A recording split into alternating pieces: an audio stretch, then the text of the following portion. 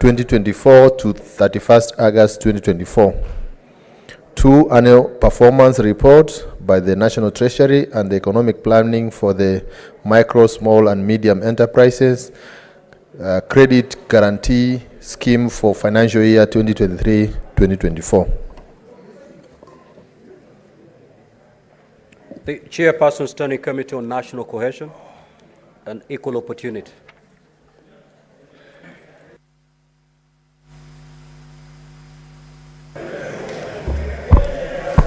Mr. Speaker, I beg to lay the following paper on the table of the Senate today, 3rd October 2024, being the report of the Standing Committee on National Cohesion, Equal Opportunity and Regional Integration on an inquiry into the diversity and inclusivity in the staff composition of state agencies in Kenya. Next order.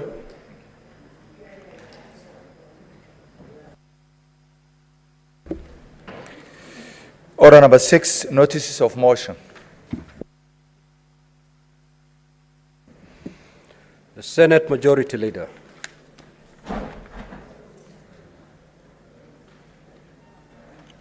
That motion will be deferred till next week, under instructions from the Majority Leader. That order will be deferred till next week. The Chairperson Standing Committee on National Cohesion.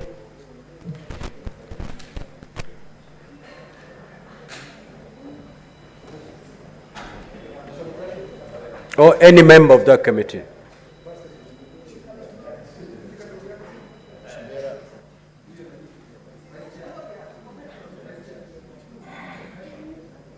I thought Senator Chimera just laid a paper on behalf of the chair. Yes, Senator Joyce, you may proceed.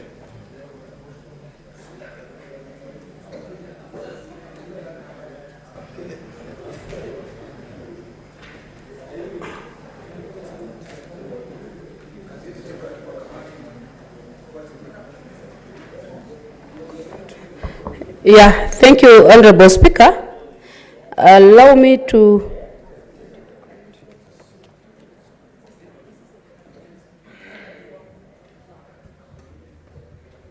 thank you, Honorable Speaker. I beg to give a notice of the following motion that the Senate adopts progress report of the Standing Committee on National Cohesion, Equal Opportunities and Regional Integration into an inquiry on the diversity and inclusivity in the staff composition of the agencies in Kenya, laid on the table of the Senate Thursday, 3rd October 2024. The Chairperson, Standing Committee on County Public Investments and Special Funds. Senator Tabitha, what is that for? It's for Majority Leader.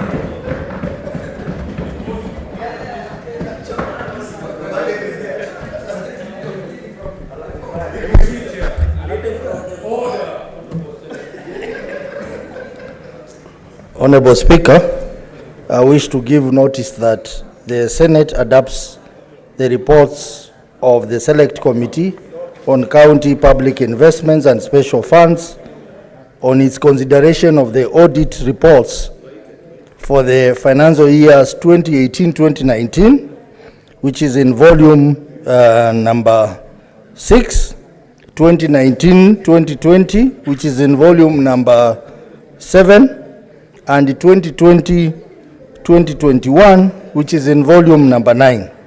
For Eldama Ravine, Eldoret, Embu, Githunguri, Homa Bay, Kahuti, Kakamega, Kapenguria, Kapsabet, Nandi, Karuri, Kericho, Kiambu, Kibwezi, Makindu, Kikuyu, Kitui, Lamu, Limuru, Madhira, Matungulu, Kangundo, Boni, Meru, municipal councils of Machakos, Murang'a, Murang'a South, Naivasha, Nakuru Rural, Nakuru City, Narok, Olkalau, Olkajado, Odhaya, Mukurweni, Ruiru, Juja, Sibo, Tavevo, Tetu, Aberdare, and Water, Sanitation and Sewerage Services Company laid on the table of the Senate on the Wednesday, 2nd October 2024. Thank you, Mr. Speaker. Now, before I allow the clerk to call the next order, I have the following communication.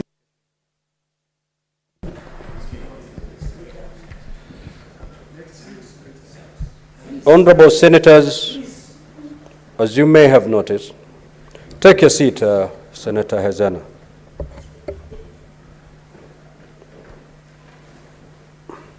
The Senate Majority Leader laid on the table of the Senate this afternoon the following reports.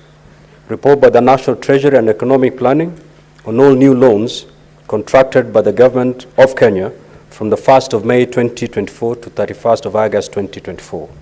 And 2, a report on the micro, small, and medium enterprises credit guarantee scheme performance for the period between 1st of July 2023 to 30th of June 2024.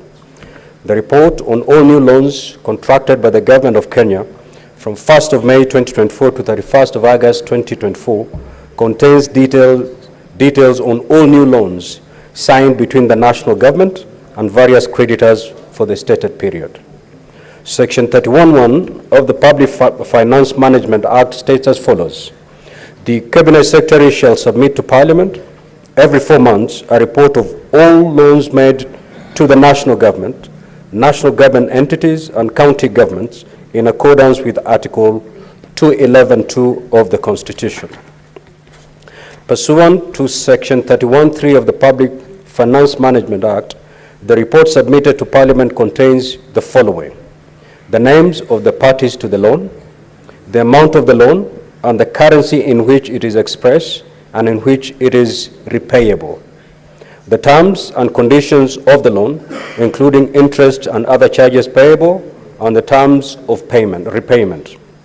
The amount of the loan advanced at the time the report is submitted, and the purpose for which the loan was used, and the perceived benefits of the loan, and such other information as the Cabinet Secretary may consider appropriate. Now, Honorable Senators, on the other hand, the report on the micro, small, and medium enterprise credit guarantee scheme performance for the period between 1st of July 2023 to the 30th of June 2024 contains credit guarantees issued to MSMEs for the stated period. Section 59A of the Public Finance Management Act states as follows. The Cabinet Secretary shall prepare a statement of the credit guarantees granted under Section 58(5) and a summary therein in such detail as the Cabinet Secretary may determine. 2, the Cabinet Secretary shall, at least once in every year, submit to Parliament the summary prepared under Section 1, together with a report of the following: the total value of credit guarantees given during that period, B, the total value of credit guarantees liquidated during that period, C, the total value of outstanding credit guarantees on the date of the report, D, the risk assessment of the credit guarantees or classes of guarantees, and E, information on the total value of credit guarantees disaggregated into the number of enterprises owned by women, youth, and persons with disabilities which have been guaranteed. And F, information on the total value of credit guarantees disaggregated into the number of micro, small, and medium enterprises guaranteed by the respective regions. And G, any other relevant information prescribed by regulations for the purpose of this section.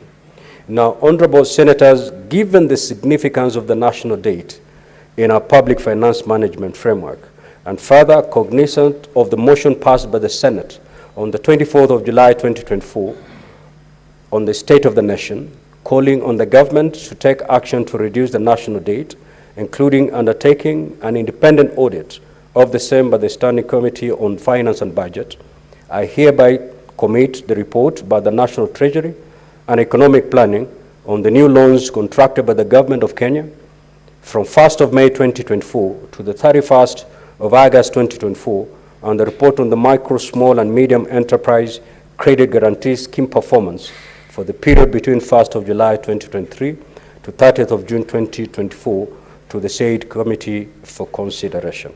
I thank you. Next order.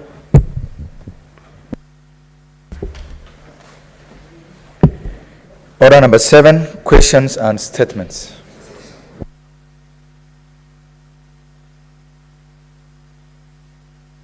Statements pursuant to Standing Order 53-1. The Honorable David Wakoli.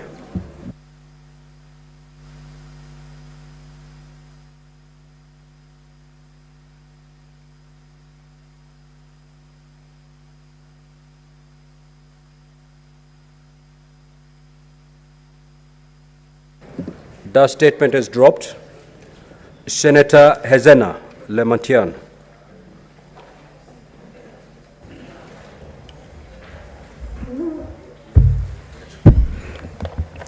Thank you, Mr. Speaker, and I have two statements. I beg to read them together.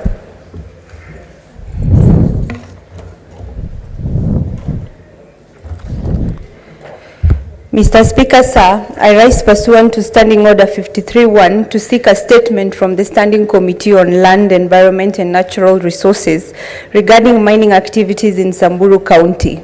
In the statement, the committee should, 1, inquire on the ongoing mining activities in Samburu County, specifically determining whether adequate public participation was conducted prior to the commencement of these activities. Secondly, provide details of all local and foreign entities engaged in the mining operations and confirm whether they are licensed and compliant with the mining strategic mineral, specifically regulations of 2017. And third, assess the benefits accruing to the local community from these mining activities and establish whether individuals whose land is being utilized for the mining purposes have been compensated. Senator Ezena Lemalitian, date 26th September 2024. I have a second statement. Proceed, Senator, with the second statement. Thank you, Mr. Speaker. Mr. Speaker, sir, I rise pursuant to the Standing Order 53-1 to seek a statement from the Standing Committee on Roads, Transportation and Housing regarding the dilapidated state of roads and distribution of budget allocation towards road projects in Samburu County. In the statement, the committee should, 1, provide a comprehensive report on the status of all roads within Samburu County under the jurisdiction of the county government, stating the challenges that have contributed to the dilapidated state of certain roads and enumerate areas most affected. Secondly, disclose the total budgetary allocation in the financial year 2023-2024 and financial year 2024-2025 for road construction, repair, maintenance by the county government of Samburu, disclosing how the budget has been distributed among various road projects with details of the specific allocations for different road segments, specifying how much has been utilized so far on new road construction projects and for maintenance of existing ones, along with expected timelines for completion of such projects. Thirdly, outline any plans by the county government to carry out maintenance on the deteriorating roads with specific focus on inspection frequency and criteria for prioritizing repairs, including the expected timelines for the repair and rehabilitation of dilapidated roads. And last but not least, state measures put in place to ensure transparency, accountability in the use of funds earmarked for road projects in Samburu County, explaining how the county government verifies progress and adherence to project timelines. Senator Ezena Lemalitian, 1st of October. Thank you. Senator Beth Siango.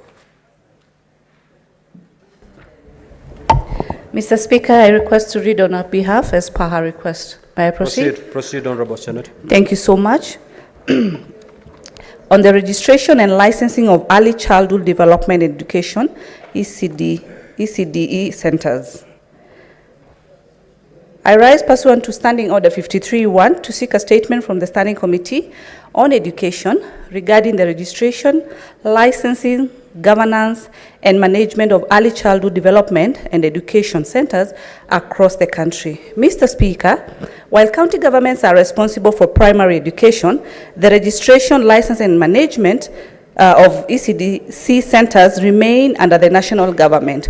Though these functions should be devolved as provided for under Part 2 of the 4th Schedule of the Constitution. In the statement, the committee should, 1, examine the legality of certain centers of the Basic Education Act 2013, such as Section 17, which establishes county education boards as national government agencies. 2, explain the reasons for the delay in developing the registration, licensing, governance, and management of ECD centers to county governments. And lastly, outline any measures the national government is taking in collaboration with the county governments to ensure the full devolution of these functions in line with the Constitution of Kenya 2010. Senator Beth Siango. Thank you. Senator Hamida Kibwana.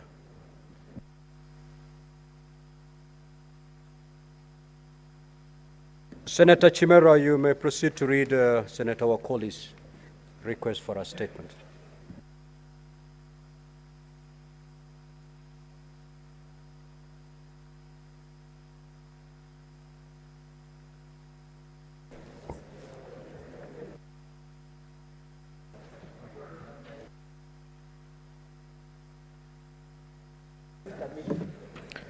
Thank you, Mr. Speaker. On behalf of the Honorable Senator David Wakoli, Senator for Bungoma County, I wish to request for a statement on the management of Kitinda Dairy Farmers Cooperative Society. Mr. Speaker, sir, I rise pursuant to Standing Order 531 to seek a statement from the Standing Committee on Trade, Industrialization and Tourism regarding the management of Kitinda Dairy Farmers Cooperative Society in Bungoma County. In the statement, the committee should, number 1, explain the governance structure of the Kitinda Dairy Farmers Cooperative Society, disclosing the names of the members of the management and supervisory committees, the respective number of shares held by these members, as well as the duration for which they have held the shares. Number 2, provide a list of all members of the cooperative society, indicating the number of shares held by each member and when they were last paid dividends. Number 3, table the minutes of the most recent special or annual general meeting of the cooperative society, as well as the financial statements of the society for the last 2 years, specifying the respective incomes and expenditures.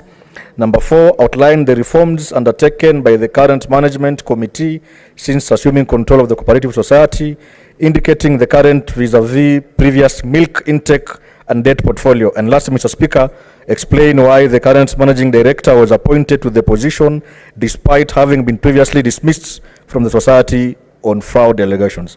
Thank you, Mr. Speaker. Senator Tabitha Mutinda, you may proceed to read the statement by Senator Hamida Kibwana.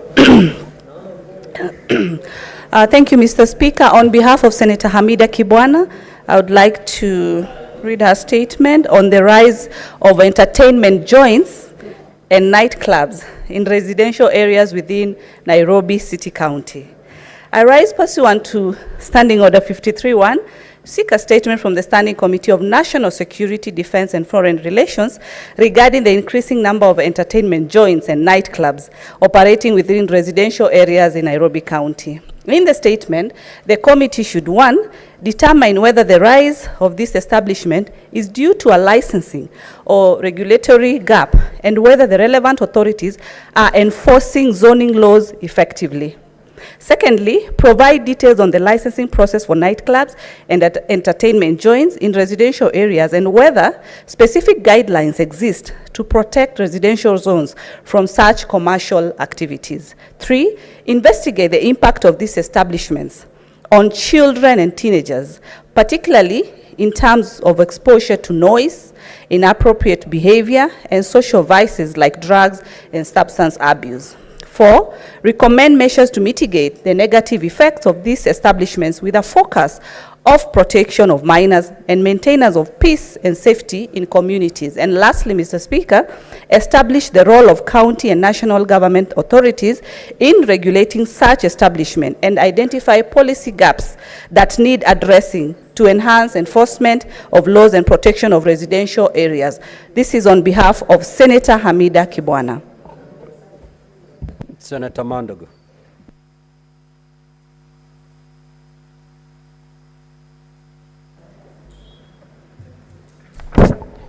Thank you very much, Honorable Speaker. Honorable Speaker, I rise pursuant to Standing Order 53-1 to seek a statement from the Standing Committee on Education regarding the placement of students in public and private universities.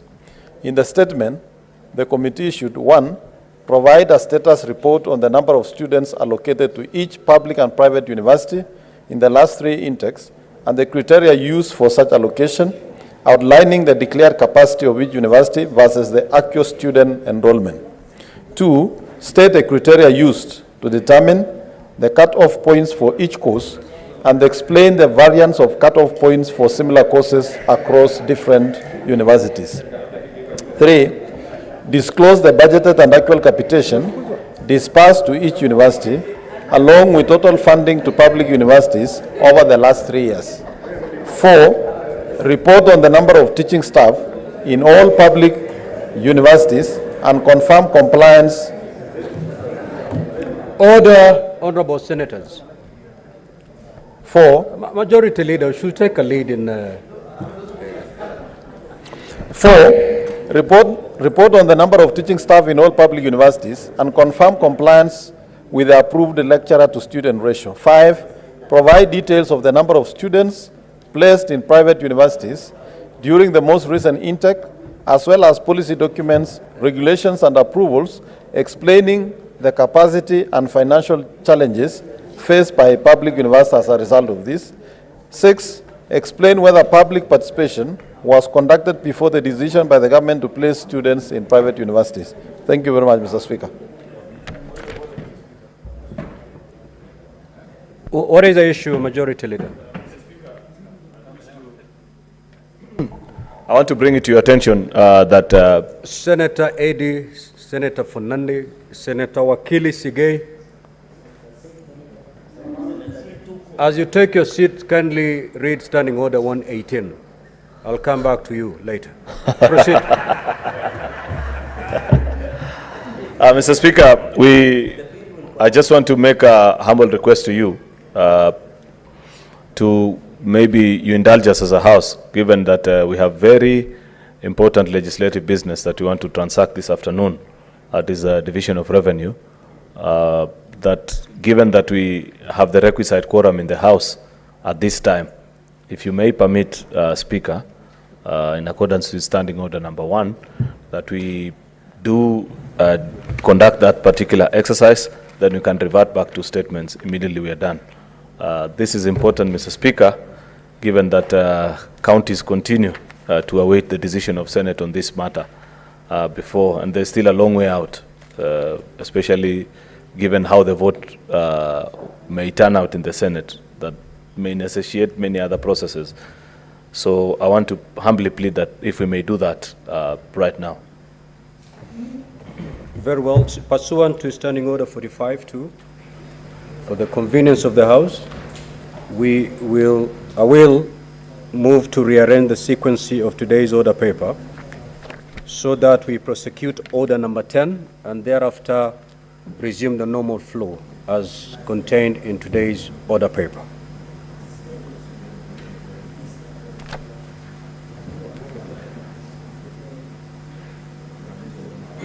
Clerk, proceed.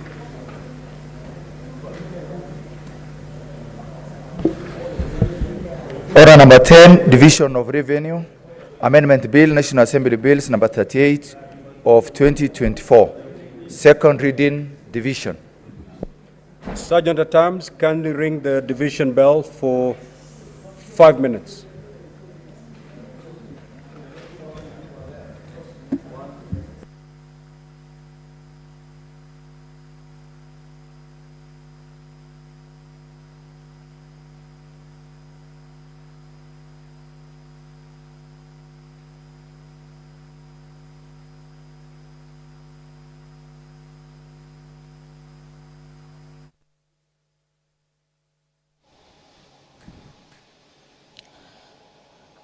Well, the Speaker of the Senate, Honorable Amason Kingi, has just directed that the quorum bell be rung for 5 minutes.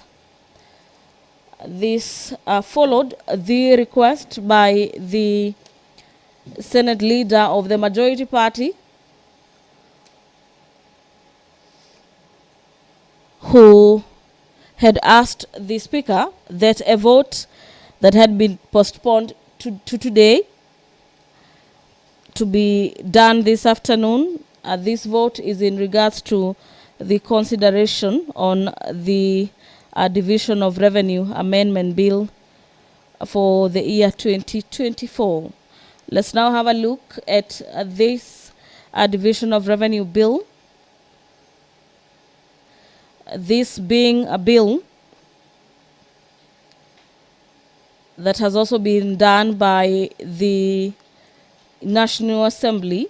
The Division of Revenue Bill seeks to provide for equitable sharing of the revised revenue raised nationally by the national government, and this is among the national government and the county governments. So technically, this is a bill that guides the disbursement of monies to counties.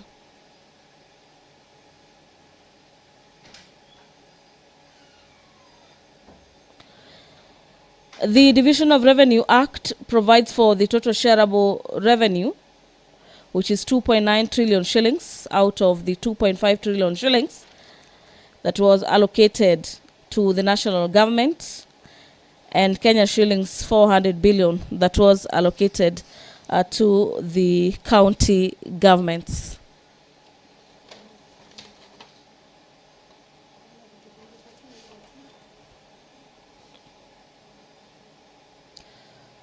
Following the rejection of the Finance Bill 2024, the revenue that the government had initially projected to collect has reduced, and this figure has been revised downwards, leading to a reduction of 346 billion shillings.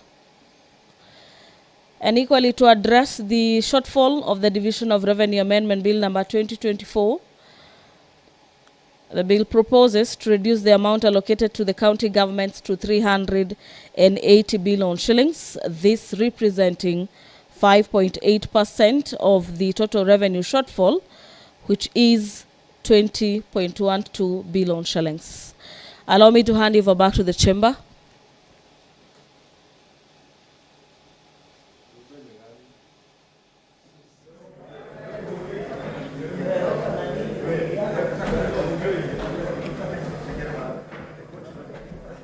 Now, honorable senators, we are going into division of order number 10. Kindly pull out your card from the delegate unit, and the sergeant at arms walk around and pick any card that is unattended.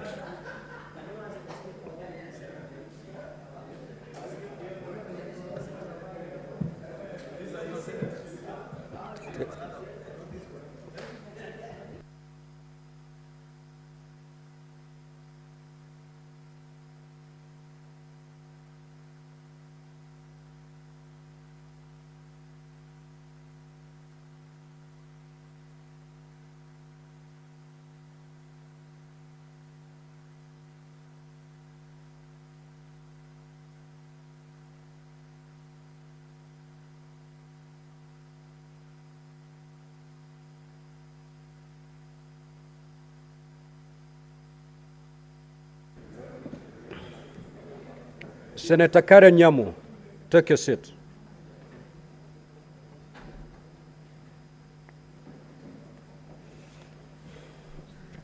Sergeant at Arms, are we good to go? Thank you. Now, honorable senators, I'll proceed to put the question. You may now log back as I proceed to put the question that the Division of Revenue Amendment Bill, National Assembly Bills number 38 of 2024, be now read a second time. You may proceed to vote.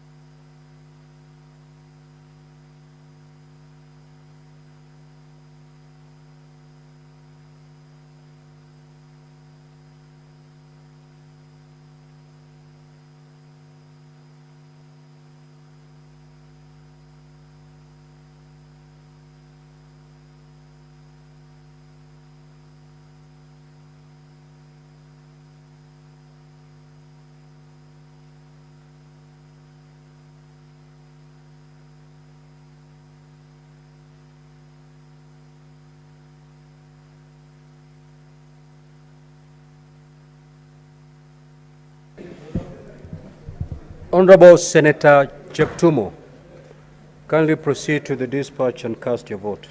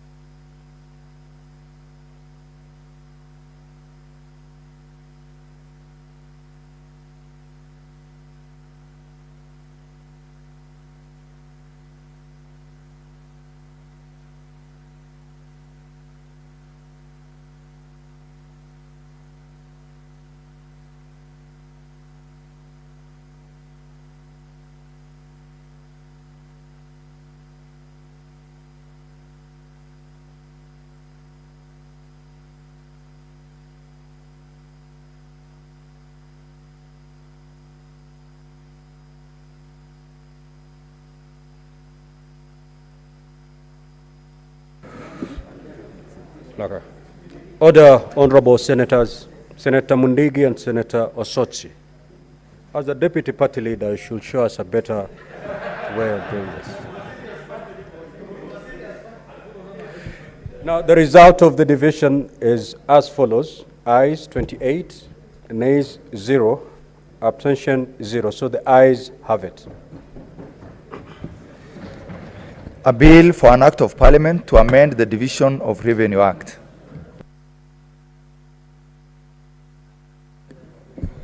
Sergeant at Arms, you may now withdraw the bar and open the doors. Now, honorable senators, before I allow the clerk to call the next order, I have the following communication to make. As you may recall, at the sitting of the Senate held on Wednesday, 2nd of October 2024, the Senate Majority Leader rose on a point of order seeking the guidance of the Speaker on how senators should conduct themselves pending the determination of a motion in the National Assembly, which may find its way to the Senate. Two more senators, namely Senator Samson Cherangei, MP, and Senator Enoch Wambua, MP, rose in support of the point of order. In the point of order, the Senate Majority Leader expressed concern that some senators may have made utterances at various fora on this particular matter, and further that some senators may also have proceeded to express their view on the matter one way or the other. It is in the public domain that a motion has been filed in the National Assembly on the proposed removal from office by impeachment of His Excellency Rigathi Gachagua, EGH, the Deputy President of the Republic of Kenya. In accordance with Article 145 and 150 of the Constitution, this is a matter that may be referred to the Senate for consideration and determination. However, as this matter is currently before the National Assembly, Standing Order 1015 provides as follows. It shall be out of order for a senator to criticize or call to question the proceedings in the National Assembly. As such, therefore, I caution all honorable senators to desist on commenting on the proceedings in the National Assembly on this particular matter. With respect to general comments of honorable senators on the proposed removal from office by impeachment of the Deputy President, I refer honorable senators to the requirements of Article 145(2), which requires the Speaker of the National Assembly to notify the Speaker of the Senate if a motion to remove from office by impeachment of the Deputy President is supported by at least 2/3 of all members of the National Assembly. Action then will be required of the Senate on the resolution pursuant to Article 145(3) of the Constitution. The Senate, being the trial chamber on the proposed removal from office by impeachment of the Deputy President, will be sitting as a quasi-judicial body to hear and determine the matter. Comments made, whether written or spoken, may prejudice the just outcome of the process, not only in the Senate, but also in the National Assembly, as this is a function undertaken by both houses of Parliament. Now, honorable senators, earlier today, I received documents from the County Assembly of Kericho on the proposed removal from office by impeachment of Honorable Dr. Eric Kipkoech Mutahi, the Governor of Kericho County. At an appropriate time, I will communicate the message received from the Kericho County Assembly on the proposed removal from office by impeachment of the Governor of Kericho County. On the impeachment procedure of a county governor, this will be the 6th hearing that the Senate will undertake in the 13th Parliament. I expect that honorable senators are familiar with the rules of procedure pursuant to Section 33 of the County Governments Act and Standing Order 80 of the Senate. Like the hearing and determination of proposed removal of the Deputy President, the trial chamber for such removal of a governor is the Senate. Similarly, comments made on the matter, whether written or spoken, in relation to the proposed removal from office of the Governor of Kericho County may prejudice the just outcome of the process and the fair determination of the hearing. Honorable senators, I urge you to remain cognizant that comments on the impeachment process by honorable senators may be relied on by other parties here in the Senate and in courts of law, as was the case in the High Court Petition number E425 of 2020, Mike Sonkumbuvi Gideon Kioko versus the Office of the Attorney General and the Independent Electoral and Boundaries Commission and 6 others. In this instance, the petitioner sought to argue that remarks made by an honorable member of the Senate had eroded the capacity of the Senate as an adjudicating body in terms of Article 47 of the Constitution. I cannot therefore emphasize enough that comments by senators on matters that may come before the Senate or are already before the Senate will certainly attract some measure of scrutiny, some of which may be construed to mean that an outcome, one way or the other, has already been determined. As such, therefore, during the pendency of these impeachment processes in Parliament, and more particularly in the Senate, I wish to caution honorable senators to desist from publicly commenting on the merits or demerits of the matters. Doing so would amount to anticipation of debate, which is itself is an infringement of Standing Order 99 of the Senate. It will also amount to a gross disorderly conduct within the meaning of Standing Order 122.1 of the Senate Standing Orders. Kindly be guided accordingly. Thank you. The next order.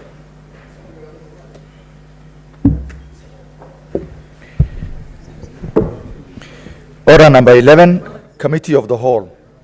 The Division of Revenue Amendment Bill, National Assembly Bills number 38 of 2024.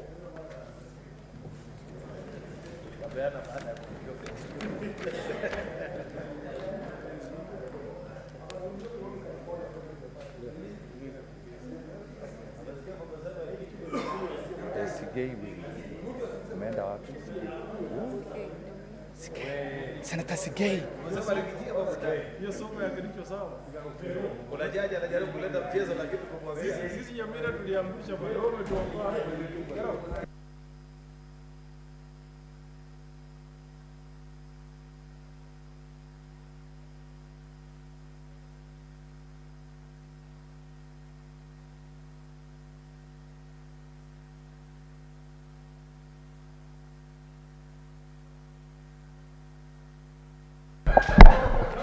Honorable members, let us resume our seats.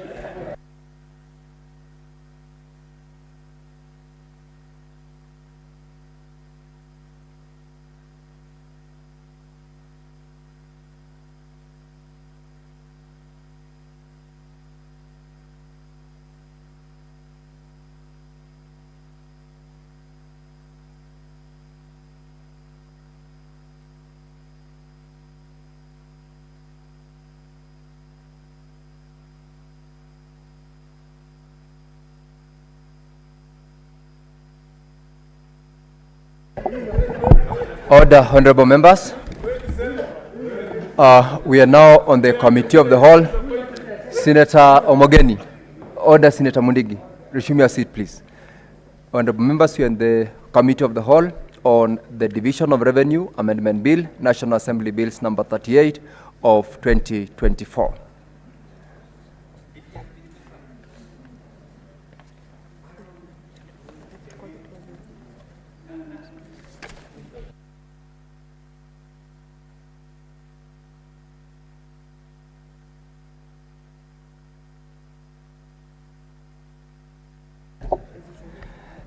Let's call out, clerk call the relevant clauses.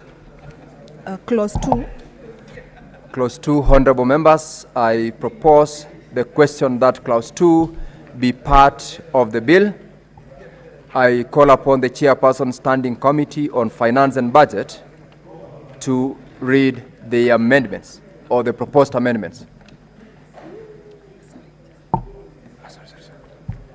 Chairman Sindaroba.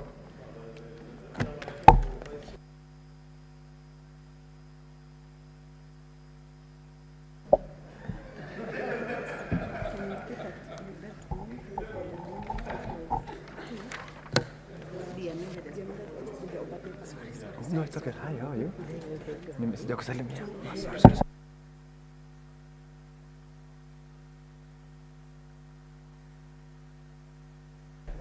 The Vice Chairperson proceeds to read the proposed amendments. Chair, I do beg to move that the Clause 2 amendments be adopted as proposed. Now, honorable members, I now propose the question that Clause 2 be amended as proposed, and I put the question that Clause 2 be amended as proposed. Division shall be at the end.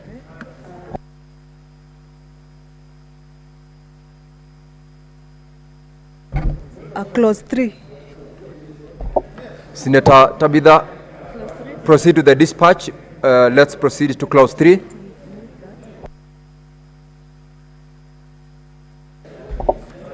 Senator Tabitha. Chair, I do beg to move that Clause 3 be amended as it appears in the order paper. Oh, I read the Clause 3. Senator Tabitha, Clause Yes. 3 is actually for deletion. Yes. Kindly properly go through. Mr. Chair, I do beg that the Clause 3 be amended by deleting as proposed in the order paper. Deleting. Honorable members, I now propose the question that Clause 3 be deleted, and I put the question that Clause 3 be deleted. Division at the end. Clause 4. Clause 4. Senator Osotsi, what is your point of order? Mr. Speaker, this is a very important piece of legislation. How I would wish that the mover also explains the import of the amendments. Yeah? Because, for example, Mr. Speaker, the first amendment, where they are talking about to provide for a downward revision of the projected ordinary revenue. Can we just be explained to so that we understand what is the import of this? Very well, Senator Osotsi. I know the importance of passing this bill, but I think I have been in this process before, and I think the mover has a responsibility to explain the justification of the amendment. Senator Osotsi, very well, that's taken, point taken. From the next Clause 4 going forward, the mover may need to explain the import of some of those proposed amendments. However, for purposes of the House, Senator Osotsi, remember we have debated this, and I recall that you did indeed debate and raise the concerns that you had leading to the proposed amendments. Senator Roba, proceed to deal with Clause 4. I propose the question that Clause 4 be part of the bill.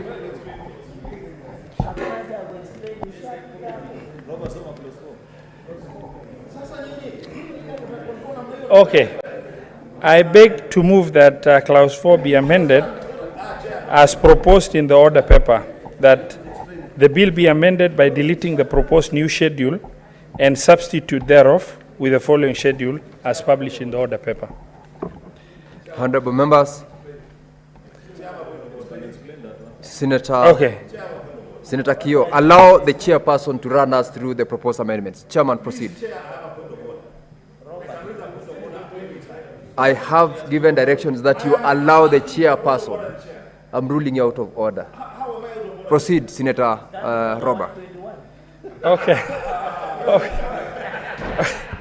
Okay. Senator Roba, proceed. Senator Kio, allow Senator Roba to proceed. What is the difficulty in explaining? What's the problem? I will explain. Senator Osotsi asked for an explanation. Senator Kio, Wambua. Senator Wambua. But he's doing Clause 4. Senator Wambua. That's Clause 3. That's what he's asking. He will not pass laws like this. Senator Wambua, take your seat. I will take my seat, but let them take your seat. Senator Roba. Okay, proceed. Thank you very much. Can you protect me so I can proceed? Majority Leader, okay, Senator Wambua. Senator Wambua. Senator Wambua, please allow Senator Roba to be heard in silence. Senator Sifuna, allow the chairperson to explain. Allow the chairperson to continue. Allow. Senator Roba, proceed. Senator Roba, please proceed. Proceeding. Okay. Just for explanation. Senator Eddie, Senator Wambua. No, it's Senator Roba. in this environment. Senator Roba, proceed. Klaus, when the National Assembly amended the DORA, what they have introduced is a clause that has not been in practice for the last 10 years that we have passed DORA before that, which is that of that wherever there is projection of any shortfall, that shortfall, it will necessitate amendment where the county government and national government will share proportionately that. Now we have deleted that provision because it's not tenable, and that is what is being deleted. Okay? But he would have done it, but you guys were shouting. How could he have done it? Now for clause 4, the schedule is presented. It only covers a reduction on shareable revenue because the situation discussed by the memorandum sent necessitated reduction of shareable revenue. So it proposes reduction of shareable revenue from almost 3 trillion to 2.631 for overall shareable revenue, and then proposes further reduction for national government to 2.223 trillion, while maintaining the county government share of revenue at 400.116 as passed in the previous DORA enacted. That's okay. Okay. Well done. Thank you. Yes.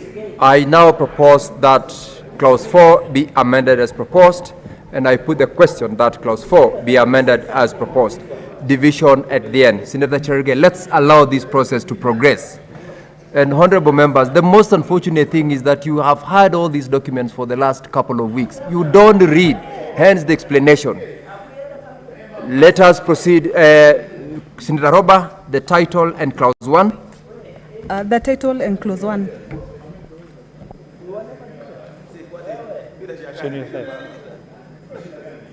What is the problem?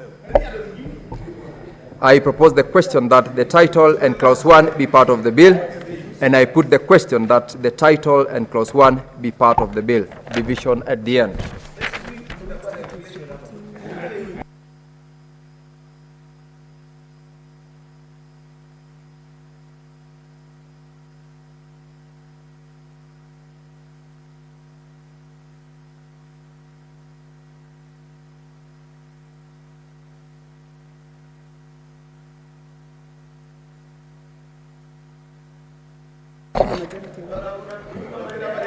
Honorable members, we are now reporting on the bill, and I wish to call upon the mover, the majority leader, to move.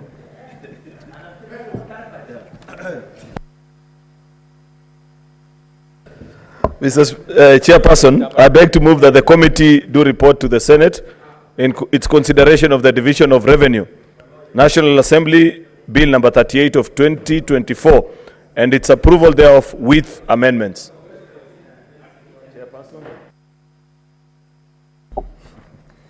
I now put the question that the committee do report to the Senate in consideration of the Division of Revenue Amendment Bill, National Assembly Bills number 38 of 2024, and its approval thereof with amendments. Will as many as of that opinion say aye? Aye. Will as many as of a contrary opinion say nay? The ayes have it. Honorable Senators, Mr. Speaker. So you report back.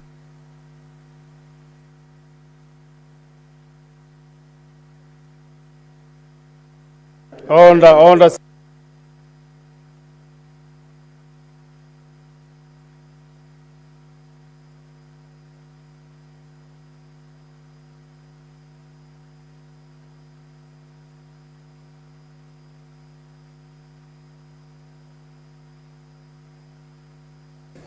Honourable Senators, have your seats.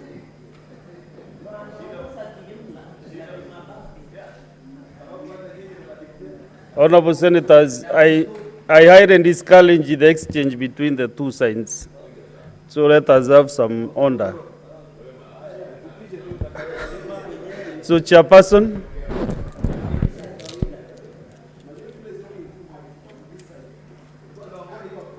Chairperson. Thank you very much, Honorable Speaker. I beg to report that the Committee of the Whole has considered the Division of Revenue Amendment Bill, National Assembly Bills number 38 of 2024, and its approval thereof with amendments. Thank you, Mover. Mr. Speaker, I beg to move. Honorable Speaker, I beg to move that the House do agree with the committee on the said report. I beg to request Senator Eddie Okech to second. Senator Eddie Okech.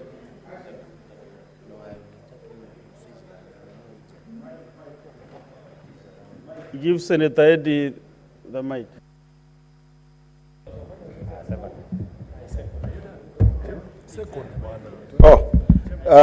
Mr. Speaker, I second.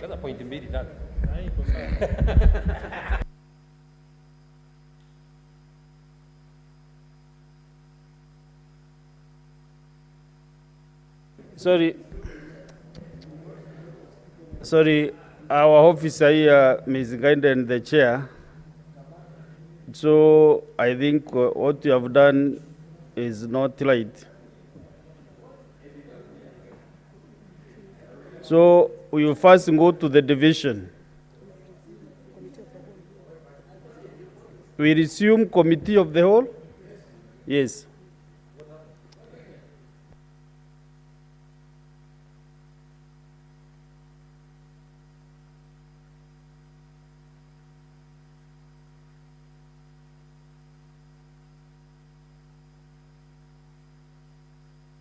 Sergeant Adams, we are going back to the committee of the whole.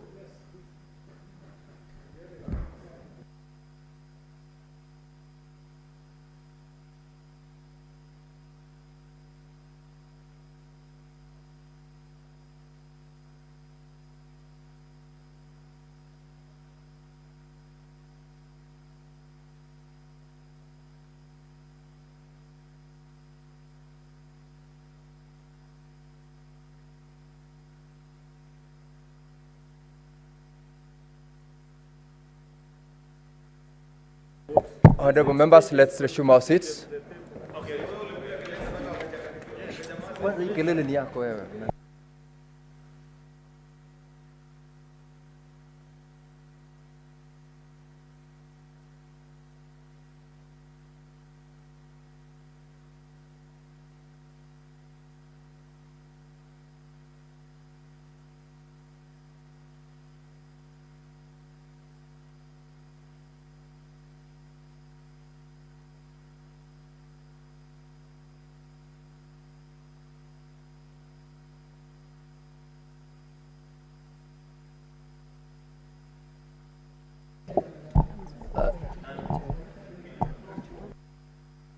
Sergeant at Arms, could you please ring the quorum bell for 5 minutes?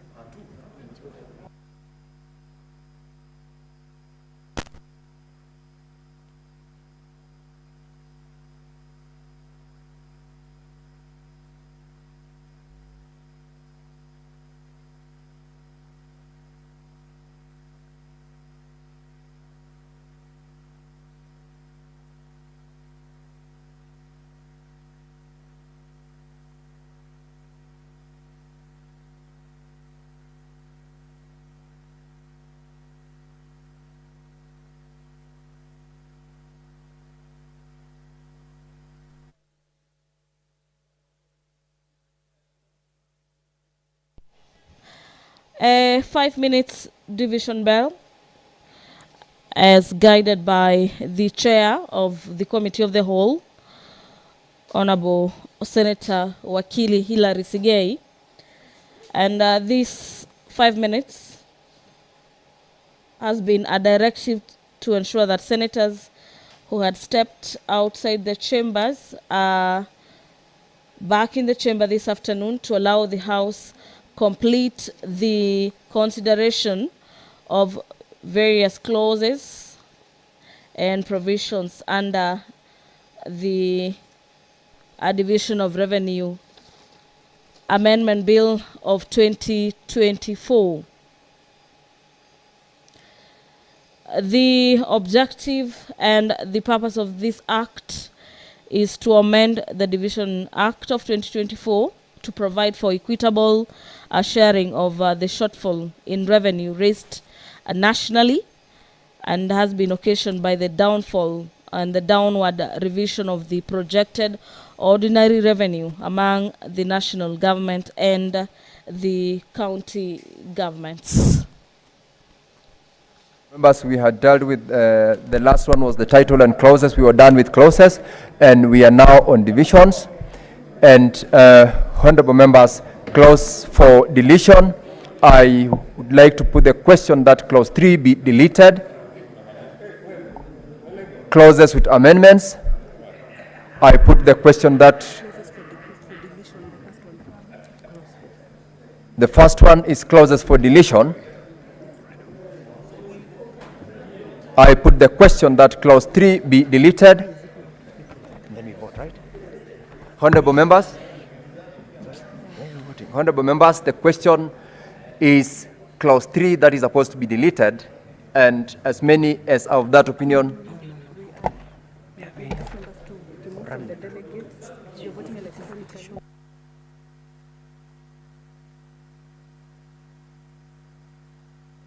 well, honorable members, we are now running to vote on clause 3 that is for deletion, and we are voting electronically.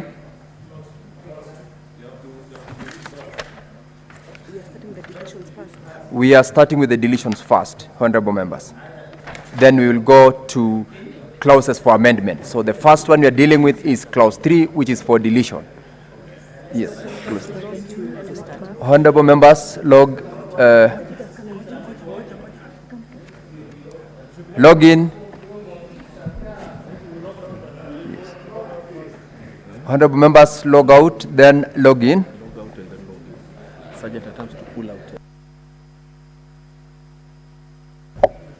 And I ask the Sergeant at Arms to pull out unattended cards from the delegates' point.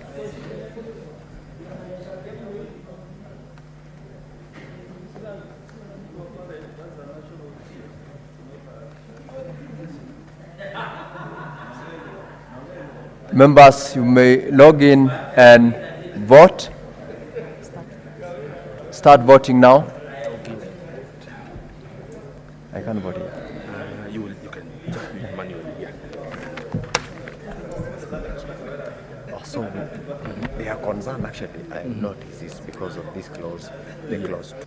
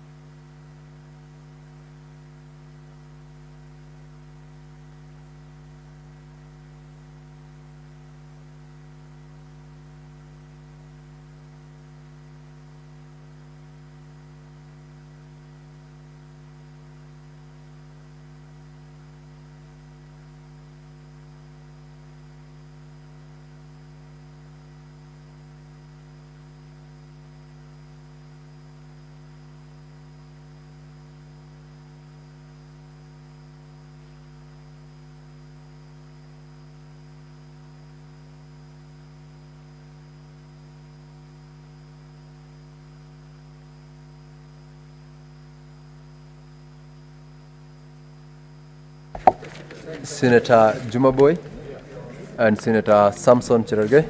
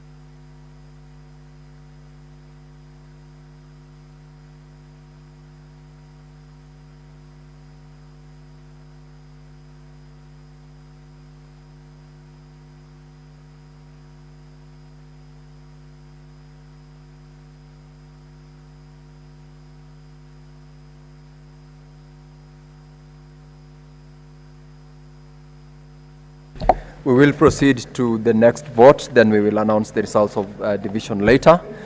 We dealing with clauses with amendments. Honorable Senators, I now put the question that clauses 2 and 4 be amended as proposed. Log out from your delegates and log in and proceed to vote. This is clauses 2 and 4. You can start voting now.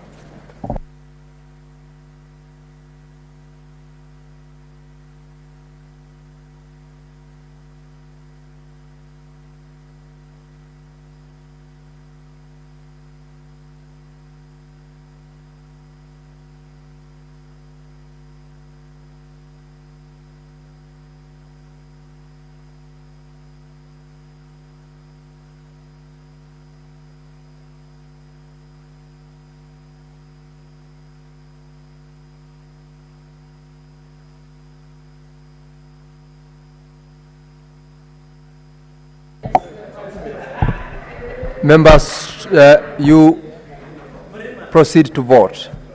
Time for voting is running out. Come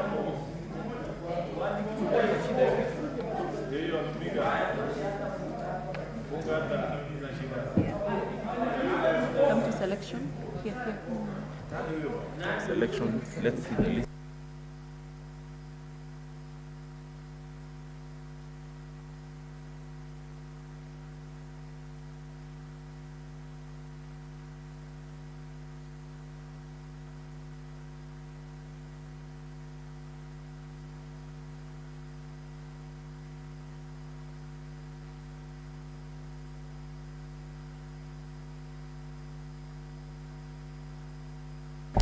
Senator Omogeni, Senator Karungu Dangwa,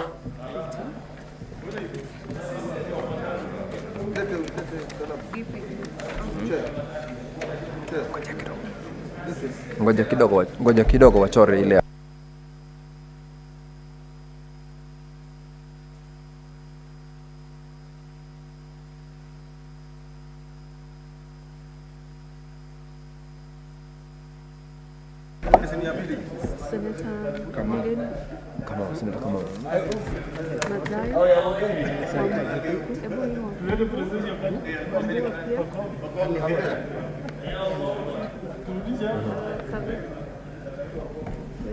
Who's not voted? Omogeni? Yeah. Kamau Joseph? Yes, sir. Senator Kamau, you are there as well. You need to vote. Senator Mazayo? Yeah, Senator Mazayo, Senator Mogeni, Senator Kamau, Tangwa. They are all here. Senator Jumaboy, Isa. And Deputy Speaker, he was away from his seat. Deputy Speaker. No. Yeah. No, vote from there. Kamau is okay, is it? Senator Kamau. Kamau is okay. No. Kamau is not okay, he's right here. So the 5 of you, Senator Thangwa, Omogeni, Mazayo, Kamau, and Isa Jumaboy. Thank you, leader. Deputy Speaker. Yes.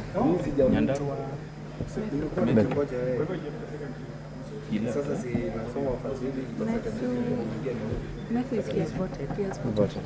Yeah, I said no.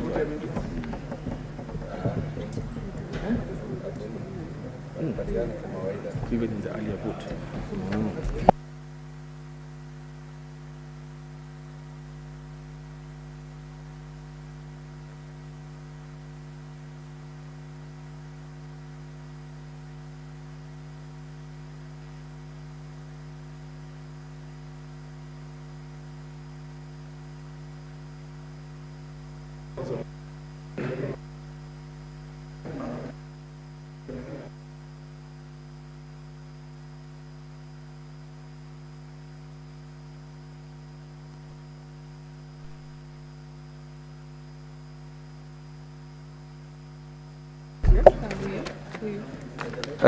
So, note the next question. Honorable members, we are done with clauses with amendments. That was clause 2 and 4.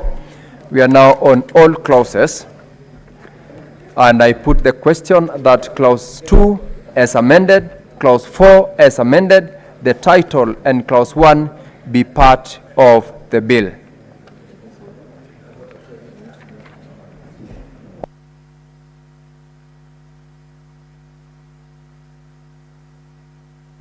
You may now proceed to vote.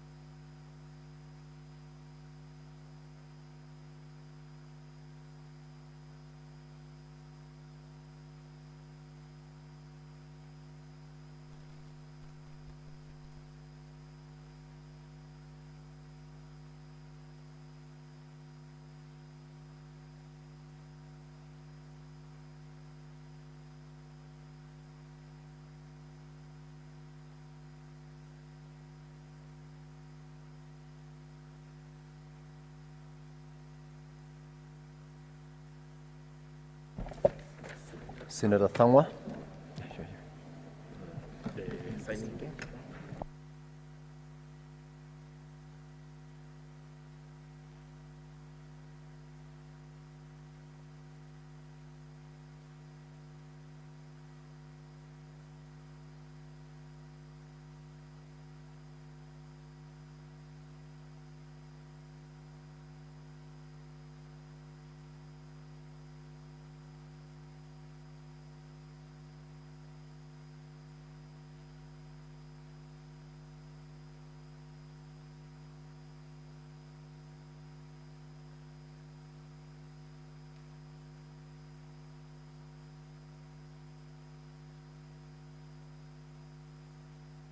Senator Mbugwa, approach the desk.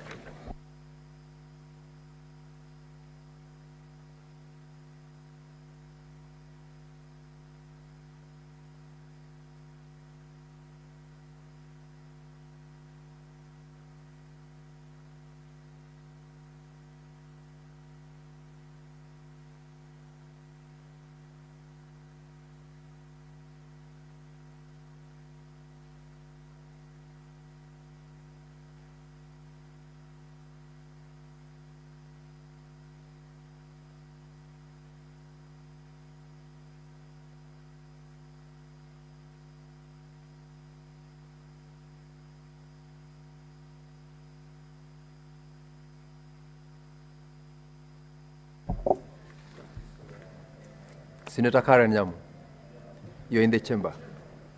Resume your seat and recall the directions given previously by the Speaker on the conduct of members while in the chamber with regards to their phones.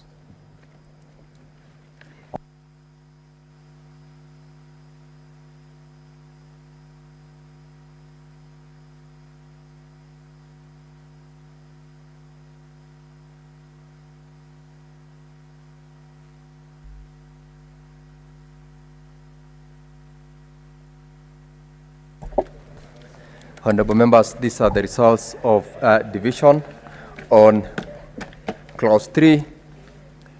The ayes 29, nays 0, abstention 0. The ayes have it. On clauses 2 and 4, this is the second division. Ayes 28, nays 0, abstentions 0. The ayes have it. And lastly, the results of the third division, that is on all clauses. Ayes 28, nays 0, and abstentions 0. The ayes have it.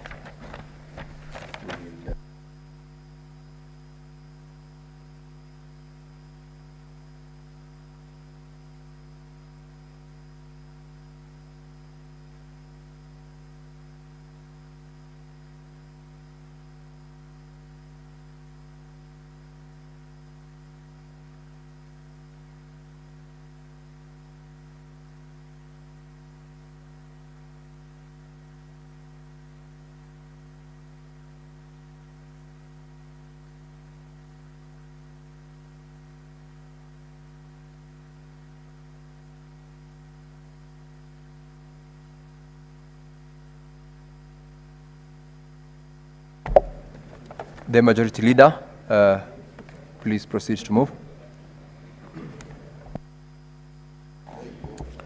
Sini, I have it. Oh. I beg, Chairperson, I beg to move that the committee do report to the Senate its consideration of the Division of Revenue Amendment Bill, National Assembly Bill number 38 of 2024, and its approval thereof with amendments. Honorable members, I now put the question that the committee do report to the Senate its consideration of the Division of Revenue Amendment Bill, National Assembly Bills number 38 of 2024, and its approval thereof with amendments. And now, as many as of that opinion say aye. Aye. As many as of a contrary opinion say nay. The ayes have it. Honorable Senators, Mr. Speaker,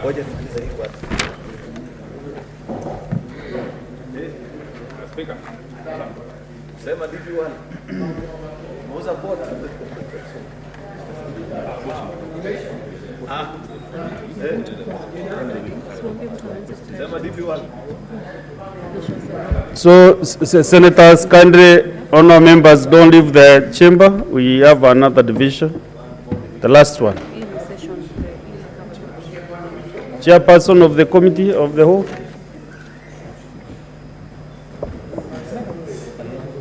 Thank you, Honorable Speaker. I beg to report that the Committee of the Whole has considered the Division of Revenue Amendment Bill, National Assembly Bills number 38 of 2024, and its approval thereof with amendments. Mover. Majority Leader.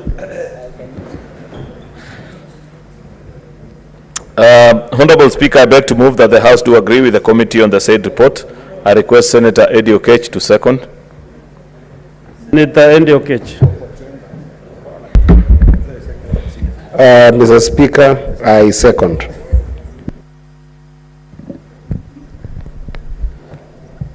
Honorable Senators, I propose the question that the House do agree with the committee in the said report. I put the question that the House do agree with the committee in the said report. As many as of the similar opinion say aye. Aye. As those of the contrary opinion say nay. Mover. Honorable Speaker, I beg to move that the Division of Revenue Amendment Bill, National Assembly Bill number 38 of 2024 be now read a third time. I request the Senator for Nairobi, Senator Edwin Sifuna. Before you second, there is a senator with a phone, with a speaker. Who is that senator? Sanjay Tams, can you frisk that senator? And you take away the phone? Or you switch it off? You out of order, Senator Mwenda Gatai. You're watching funny movies in the afternoon. So proceed. Proceed and request you are more the second of the... Mr. Speaker, you know the people of Tharaka previously had sent a very serious senator. Honorable Speaker, I beg to move that the Division of Revenue Amendment Bill, National Assembly Bill number 38 of 2024 be now read a third time. I request the Senator of Nairobi, Senator Edwin Sifuna, to second. Senator Edwin Sifuna. Honorable Chair, second.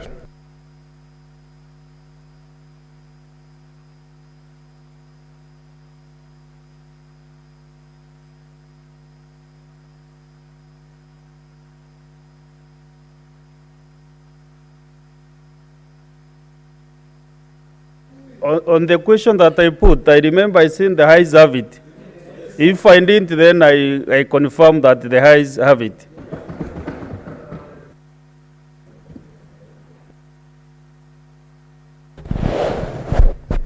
Honorable Senators, I propose the question that the Division of Revenue Amendment Bill, National Assembly Bills number 38 of 2024, be now read at one time. Okay. I put the question that the Division of Revenue Amendment Bill, National Assembly Bills number 38 of 2024 be now read at that time. We are now and we are voting electronically.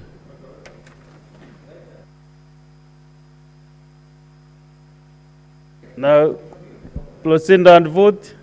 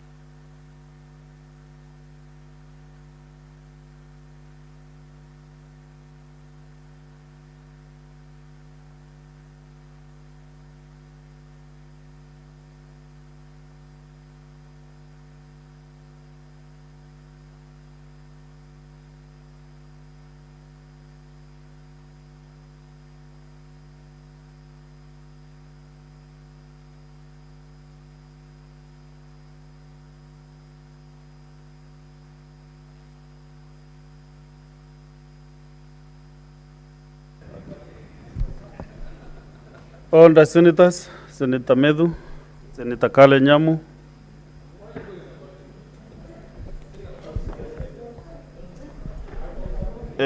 Honorable Senators, this is the results of the division. Ayes 29, nays 0, abstention 0. So the ayes have it. A bill for an act of parliament to amend the Division of Revenue Act. So, Senators, we have two.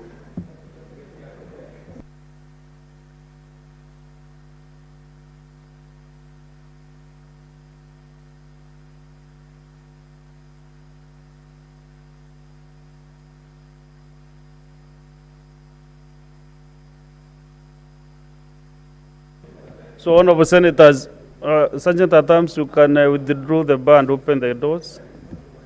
But before any movement, either in or out of the chamber, let us have order number 8 and 9.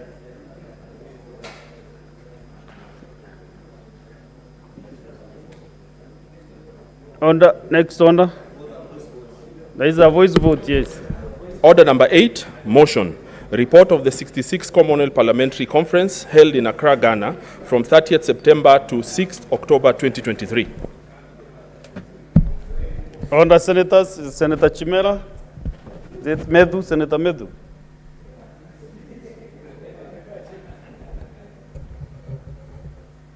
Honorable Senators, I put the question that the Senate notes the report of the 66th Commonwealth Parliamentary Conference held in Accra, Ghana from 30th September to 6th October 2023, laid on the table of the Senate on 15th February 2024.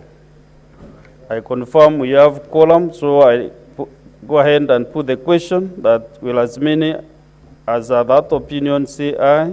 Aye. Will as many as those of a contrary opinion say nay. The ayes have it.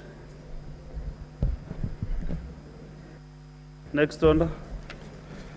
Order number 9, motion. Report of the joint sittings of the Departmental Committee on Finance and National Planning of the National Assembly and the Standing Committee on Finance and Budget of the Senate on approval hearing of Mr. David Kibet Kemei, nominee for appointment to the position of Director General of the Competition Authority. All the Senators. All the Senators.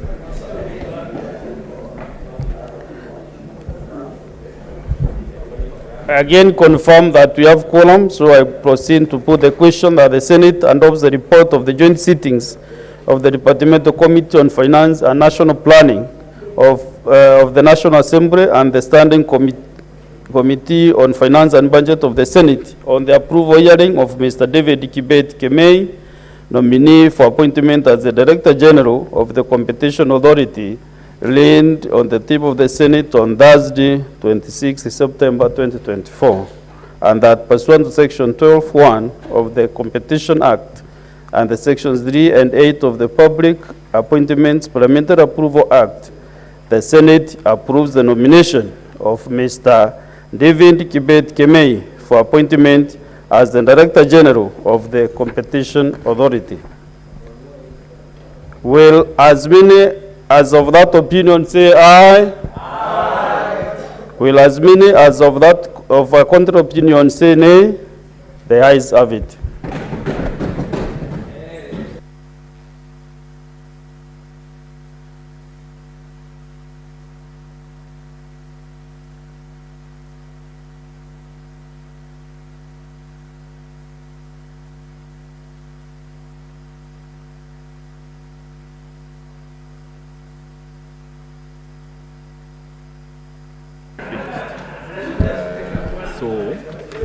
So, yeah, Honorable Senators, we are going back to the statements under Standing Order 56(1)A.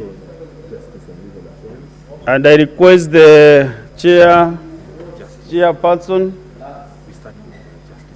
Justice, Legal Affairs, and Human Rights.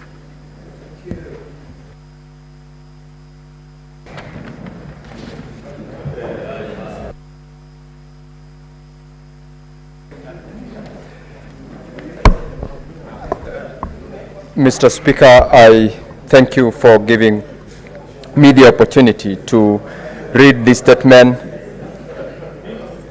from the Committee of Justice and Legal Affairs and Human Rights on the amendments proposed by the committee to the House of Parliament Bicameral Relations Bill 2023, National Assembly Bills number 44 of 2023. Senator Mudigi, consulting Ruto's country and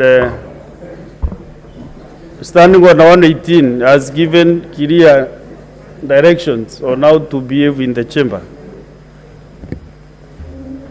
Thank you for that protection, Honorable Speaker. I rise pursuant to Standing Order 56-1 of the Senate Standing Orders to make a statement relating to a matter for which the committee is responsible, namely the proposed amendments to the Houses of Parliament Bicameral Relations Bill 2023, National Assembly Bills number 44 of 2023. Honorable Speaker, the Houses of Parliament Bicameral Relations Bill 2023, National Assembly Bills number 44 of 2023 seeks to provide for how a joint resolution of a question relating to the nature of a bill under Article 110, Sub-Article 3 of the Constitution is to be made.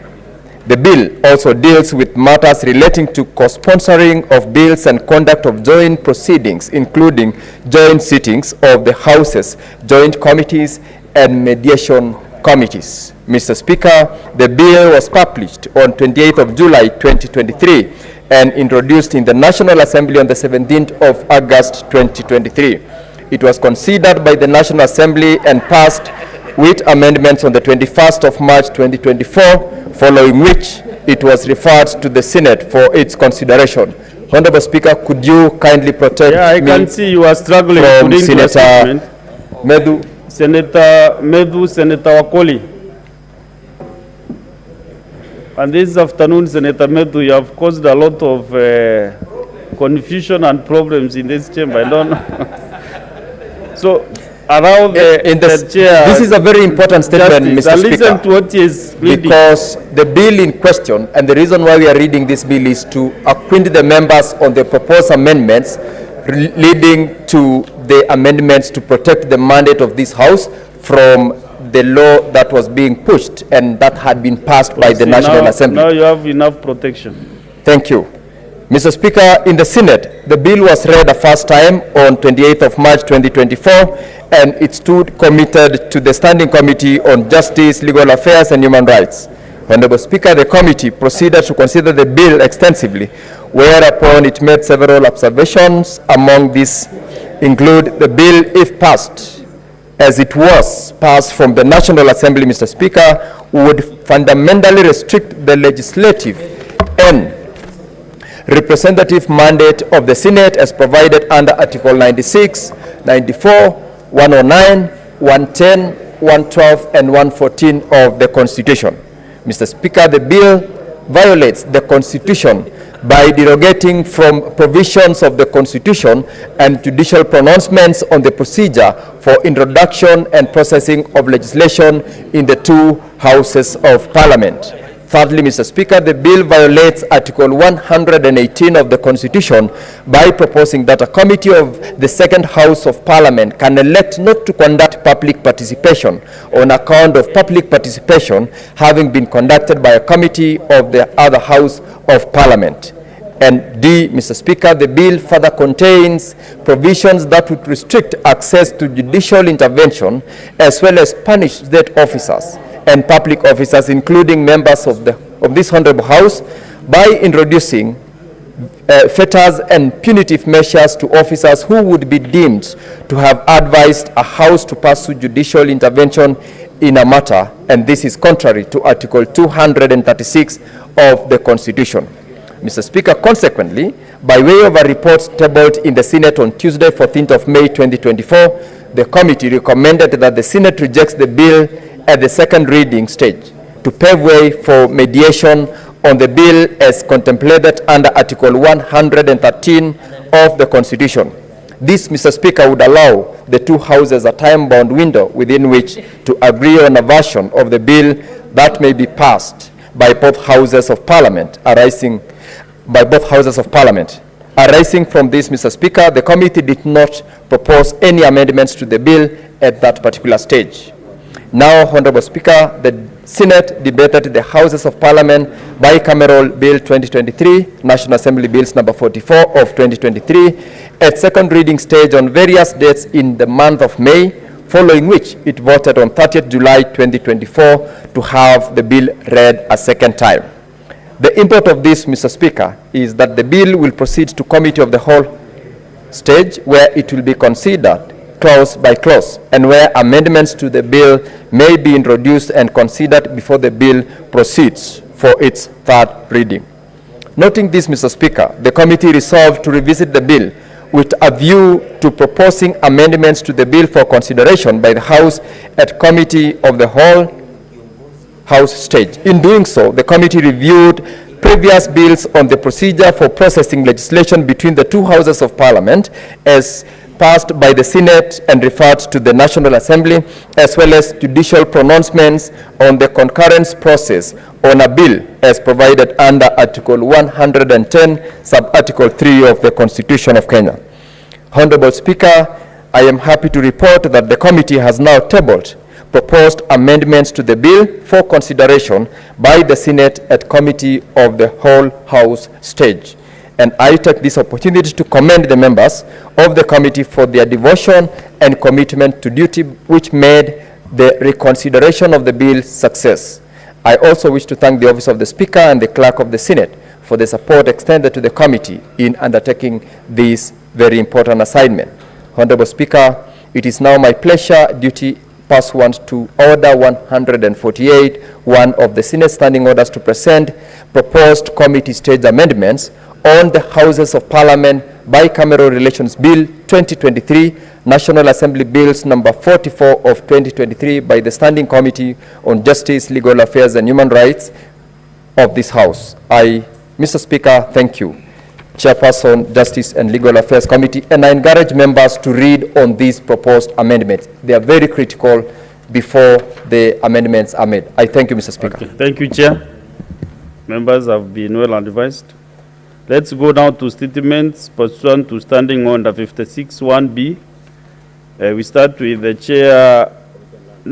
Chair and Delegate has a personal issue that is going to attend. Senator Karungo, you are the first on this order, but allow Senator Mwenda Gataya to read a statement.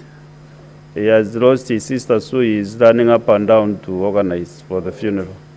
And receive our condolences, Senator Mwenda Gataya. Thank you, Honorable Speaker, for intervening on my behalf.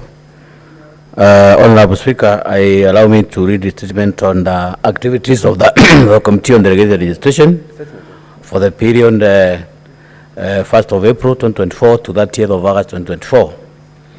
Pursuant to Standing Order number 56(1)B of the Senate Standing Orders, Honorable Speaker, I rise pursuant to Standing Order 56(1)B of the Senate Standing Orders to make a statement relating to the activities of the Committee on Delegated Legislation for the period April to August 2024. During the period, Honorable Speaker, under reference, the committee held a total of 41 sittings at which it considered various legislative instruments and held stakeholders' engagements.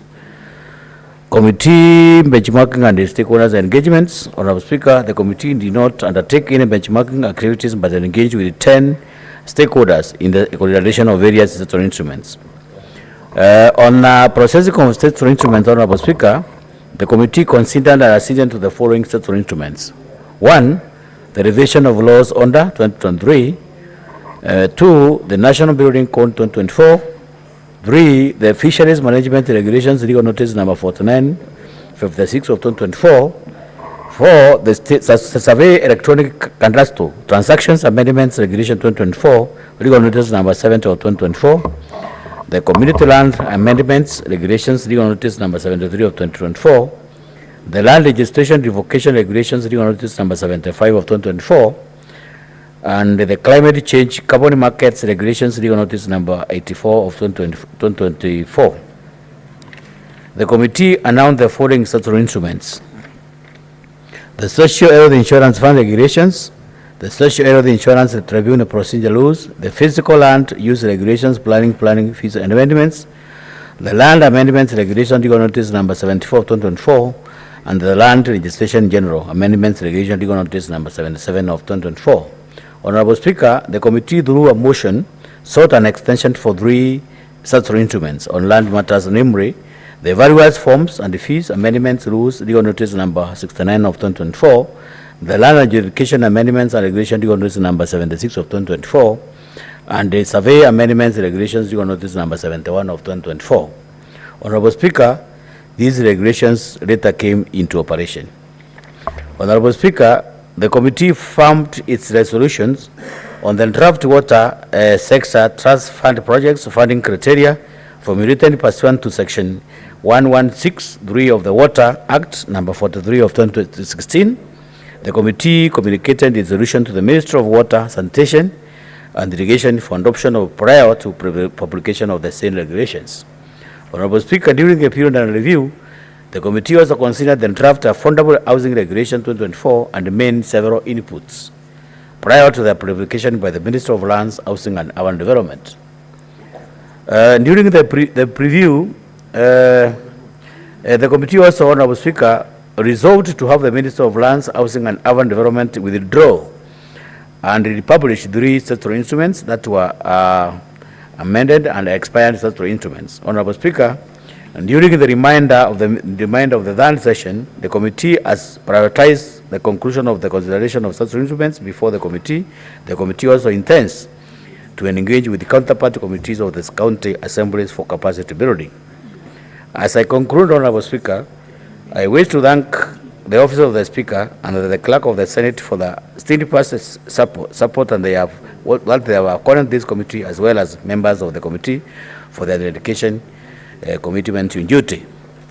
Thank you, Honorable Speaker. This is Senator Mwenda Gataya, More Fire, Member of Parliament, Chairperson Committee on Delegated Legislation. I thank you, Honorable Speaker. Okay, thank you, Senator Gataya, Chair and Delegated. Let's now go to the Chairperson, Standing Committee on Loans, Transportation and Housing. Kiambu, Senator. Senator Karungo Wadhangwa. Thank you very much, Mr. Speaker. Yeah, indeed, I am Karungo Wadhangwa, the Senator of Kiambu.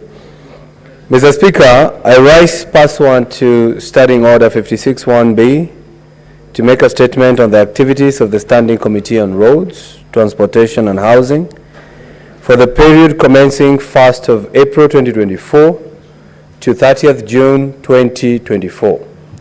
Mr. Speaker, sir, the Standing Committee on Road, Transportation and Housing is established under Standing Order 228(3) of the Senate Standing Orders and is mandated to consider all matters relating to transport, roads, public works, housing, construction and maintenance of roads, rails and buildings, seaports and communication.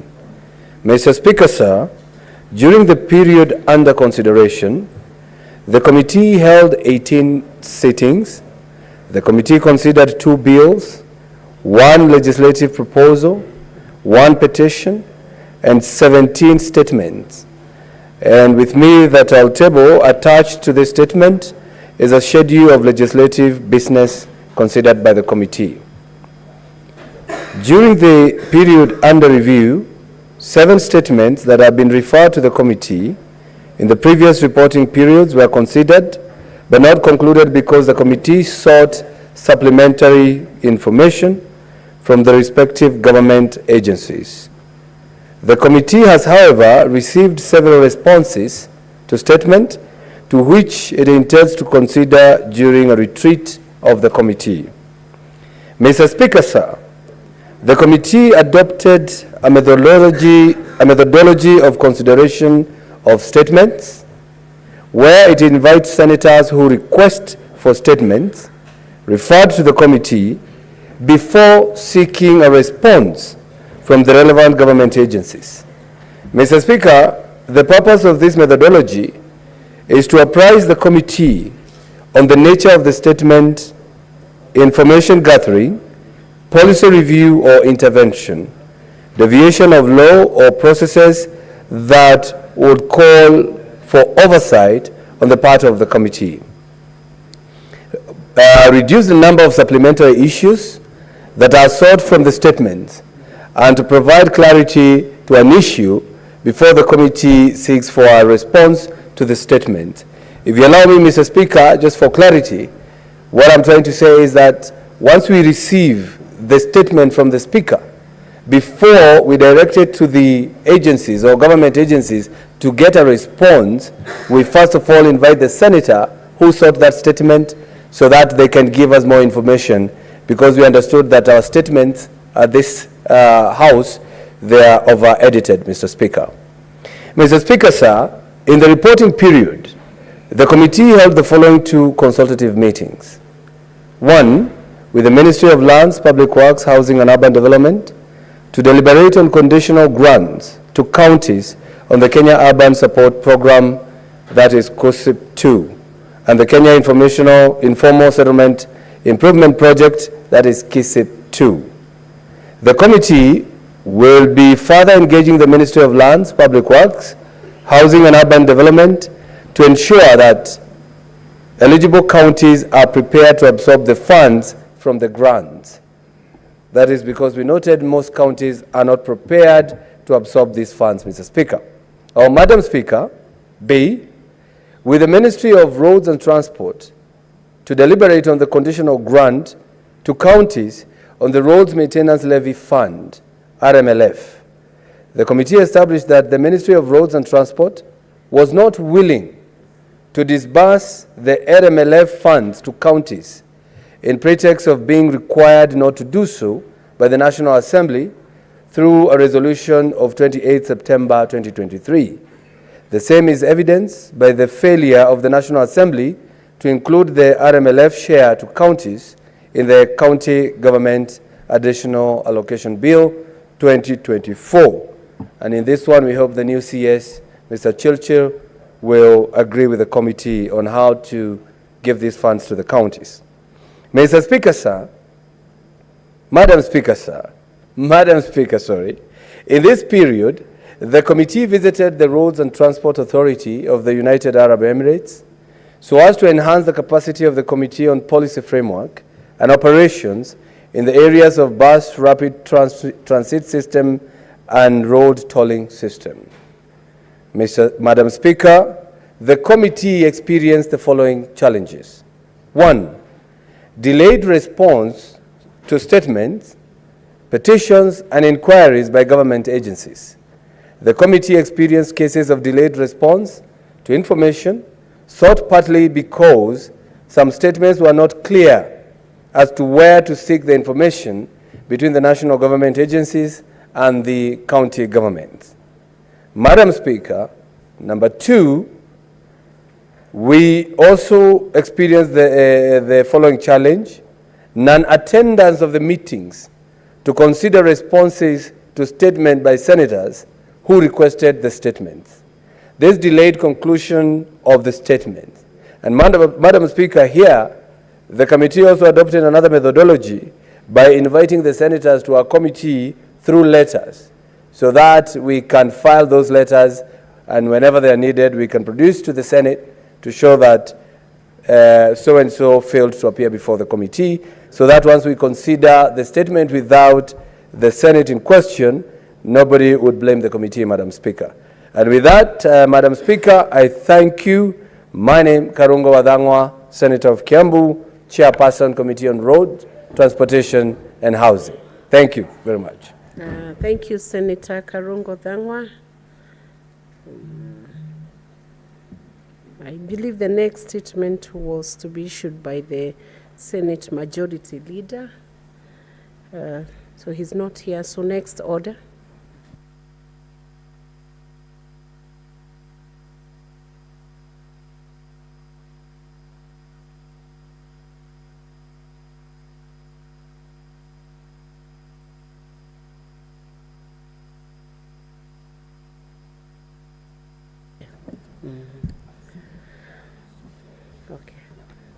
I think we still have two more reports to be given by the Chairperson, Standing Committee on Land, Environment and Natural Resources, to make a statement relating to the activities of the committee for the period April to August 2024. Senator Methu. Thank you very much, Honorable Speaker.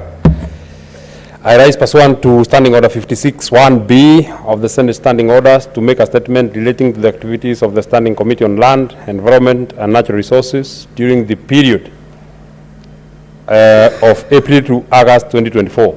Honorable Speaker, during the period under review, the committee held a total of 18 sittings, which it considered 5 bills, 6 petitions, and 24 statements. Attached to this statement is a schedule of the legislative business considered by the committee. In the reporting period, the committee held meetings with the Ministry of Tourism and Wildlife, the National Land Commission on 3 different bills, and further sought written responses on petitions and statements. In addition, written responses were sought with some responses still pending from the following stakeholders. Number 1, the Ministry of Land, Housing and Urban Development. Number 2, the Ministry of Environment, Climate Change and Forestry. Number 3, the Ministry of Water, Sanitation and Irrigation. Number 4, the Ministry of Mining, Blue Economy and Maritime Affairs. Number 5, the Ministry of Tourism, Wildlife and Heritage. And number 6, National Land Commission. Honorable Speaker, the committee considered and tabled 3 reports on the following 3 bills. Number 1, the Wildlife Conservation and Management Amendment Bill, Senate Bill number 46 of 2023. Number 2, the Wildlife Conservation and Management Amendment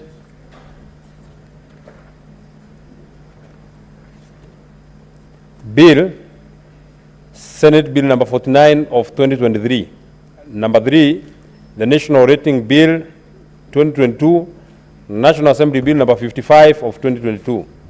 The committee intends to table its report on the Land Amendment Bill 2022, National Assembly Bill number 40 of 2022.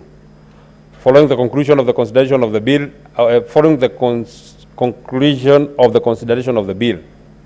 Additionally, Honorable Speaker, the committee is currently considering 3 bills currently under mediation.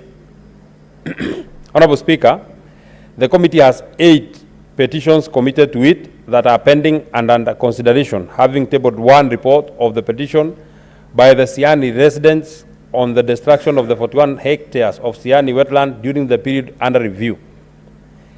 The committee has since managed to consider 6 of the petitions during the reporting period and following the receipt of the written submissions from various stakeholders. Honorable Speaker, 3 of the aforementioned petitions require county visits by the committee to enable conclusion of consideration of the petitions. The committee endeavors to ensure completion of the remainder of the petitions that are pending by the next reporting period as it pursues the response from the relevant stakeholders. Honorable Speaker, cumulatively, the committee has received a total of 132 statements, out of which 92 have been concluded, 40 are pending before the committee. This translates to a completion rate of 70%. During the period under review, 7 statements were considered by the committee and dispatched to the relevant senators. Honorable Speaker, in conclusion, I wish to thank your office and that of the Clerk of the Senate for the continuous support that has been accorded the committee in undertaking its work. Lastly, I also wish to thank the members of the committee for their commitment and diligence and contributions during the committee activities. Signed by myself, John Muhia Medhu, Senator for Nyandarua and Chair of the committee. Thank you very much, Speaker.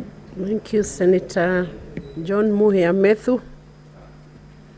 The next statement is by the Chairperson, Select Committee on County Public Investments and Special Funds, to make a statement relating to the activities of the committee for the period April to August 2024. Senator Osotsi. Thank you, Madam Speaker.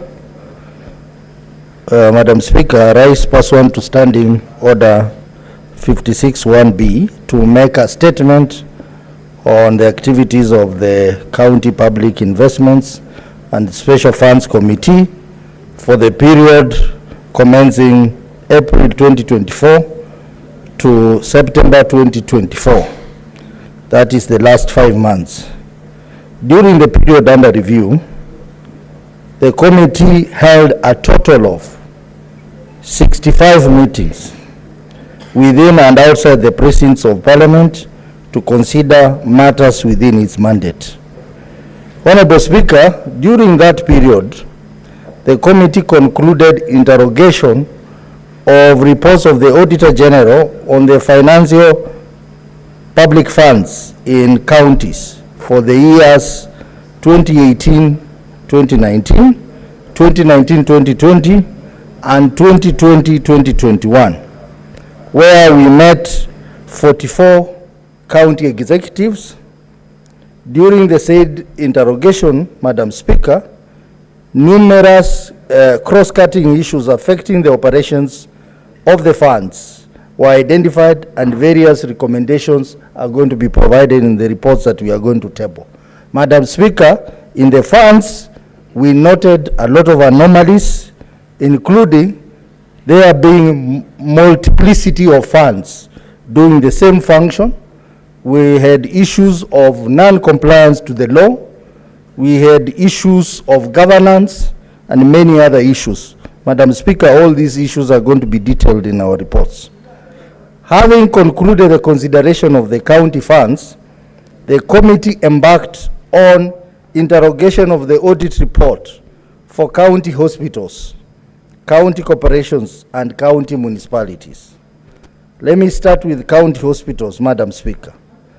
47 county government manage a number of health facilities, including community health facilities, level 1, health dispensaries, which are categorized under level 2, health centers, level 3, county hospitals, which are categorized as level 4, and county referral hospitals, categorized as level 5, whereby we are talking about a total of 358 facilities, which are level 4 hospitals, and further 14 facilities, which are level 5 in the counties. Mr. Speaker, this is a significant step by the Senate because the Senate had not been considering audit report for hospitals, and even the Auditor General had not been issuing audit report for hospitals. And the audit report for hospitals is a significant step, Madam Speaker, because you know very well hospitals are key on-source revenue centers in our counties. For the financial year ended 30th June 2022, only 50 level 4 hospitals and 8 level 5 hospitals submitted their financial statement to the Auditor General for audit, while in the financial year 2022-2023, 209, comprising of 195 or 54% of level 4 hospitals, and all the 14 level 5 hospitals submitted their financial statement for audit. Hospitals not submitting their financial statement to the Auditor General for audit points to a wanting level of non-compliance with the reporting requirement as required under the PFM Act. Madam Speaker, we have noted a number of counties which have not been submitting reports, financial report to the Auditor General. And this includes Nairobi County, which has not been submitting financial statement, Narok and others. Madam Speaker, as a committee, we have agreed to invite these counties to explain to us why they have not been submitting financial statement for their hospitals, because it is contrary to the Public Audit Act and the PFM Act. Madam Speaker, from the reports of the Auditor General on hospitals, the committee observed that nearly all the hospitals in our counties were ill-equipped and ill-prepared for the universal health care, UHS, as they were not properly understaffed and ill-equipped to offer critical services that are required in hospitals like radiology, dialysis, and other specialized medical care. Madam Speaker, we also broke new grounds by starting to investigate the reports for municipalities, which was another new for the Senate, which had not been looking at municipalities.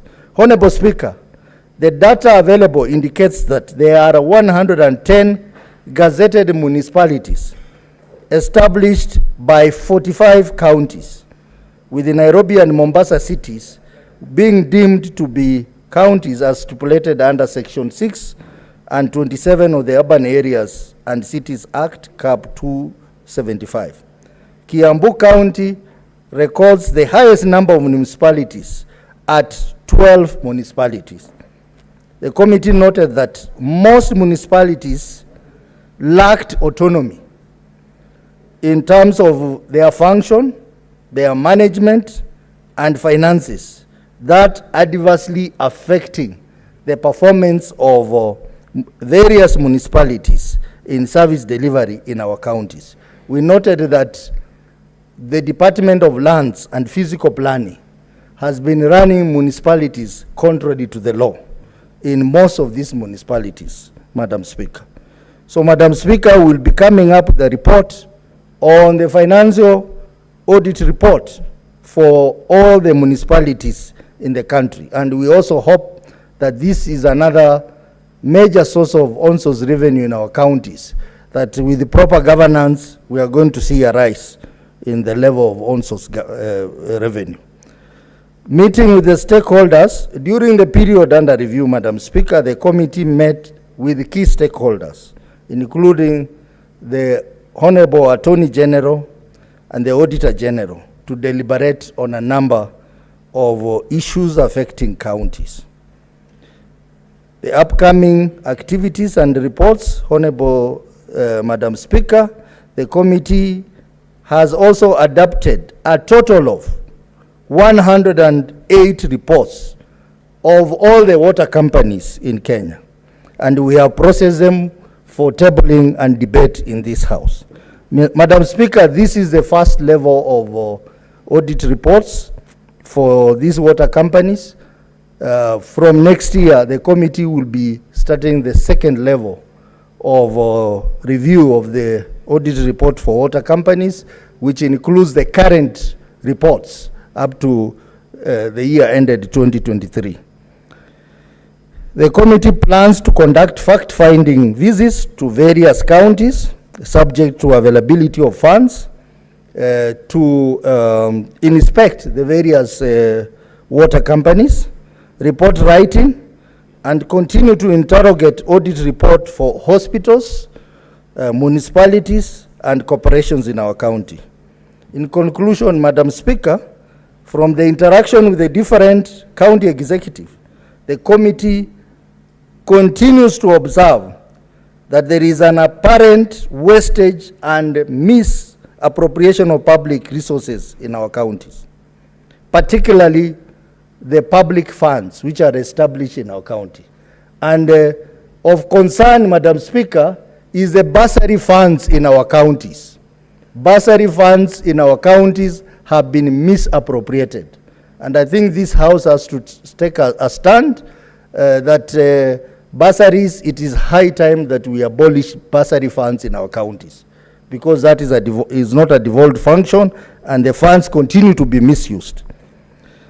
I therefore implore the individual senators to enhance the oversight role through the Senate oversight function and ensure that the funds established in our counties and other entities are adequately monitored and observed to ensure that we get value for money for our people.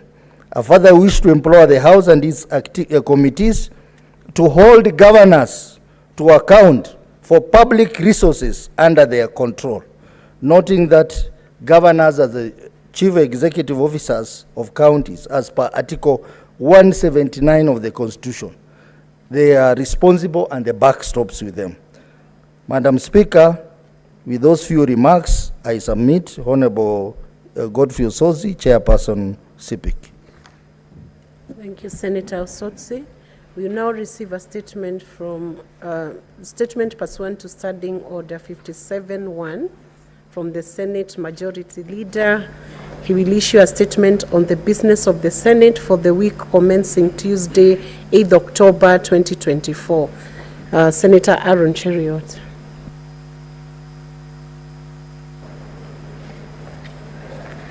Thank you.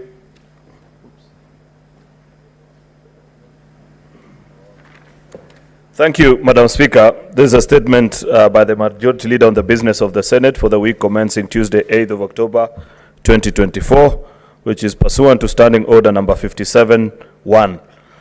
Madam Speaker, this is the statement of the business for the week that commences on the 8th of October, 2024. With respect to the business of the Senate, the status of legislative business is as follows. There are 60 bills that are pending conclusion, of which 47 are at the second reading stage, while 13 are at the committee of the whole stage.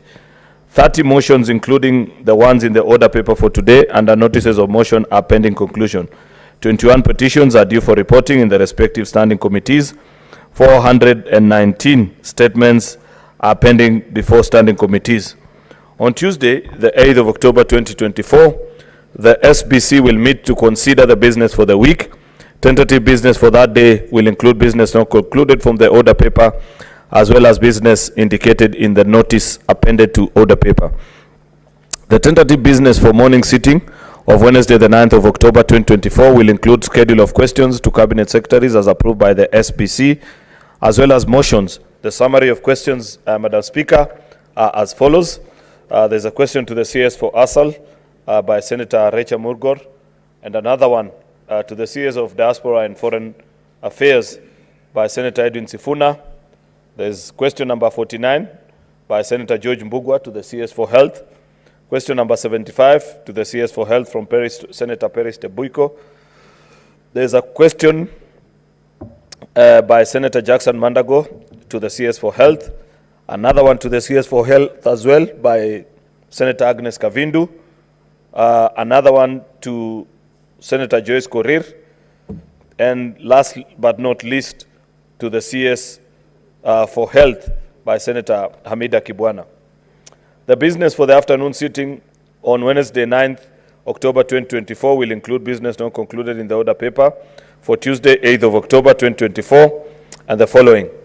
The bills that are at second reading stage, which are the Narcotic Drugs and Psychotropic Substances Control Amendment Bill, the County Government's Election Laws Amendment Bill, the County Oversight and Accountability Bill, County Civic Education Bill, County Statistics Bill, Provisions of Sanitary Towels Bill, and the Statutory Instruments Amendment Bill.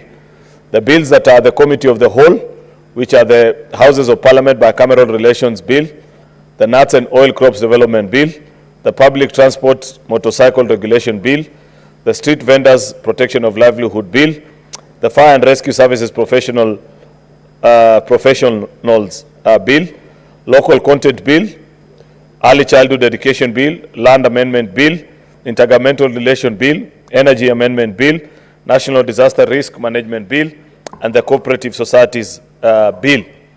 Reports of the Standing Committee on Labor and Social Welfare on inquiry into the welfare of workers in EPZs in Mombasa and Kilifi counties.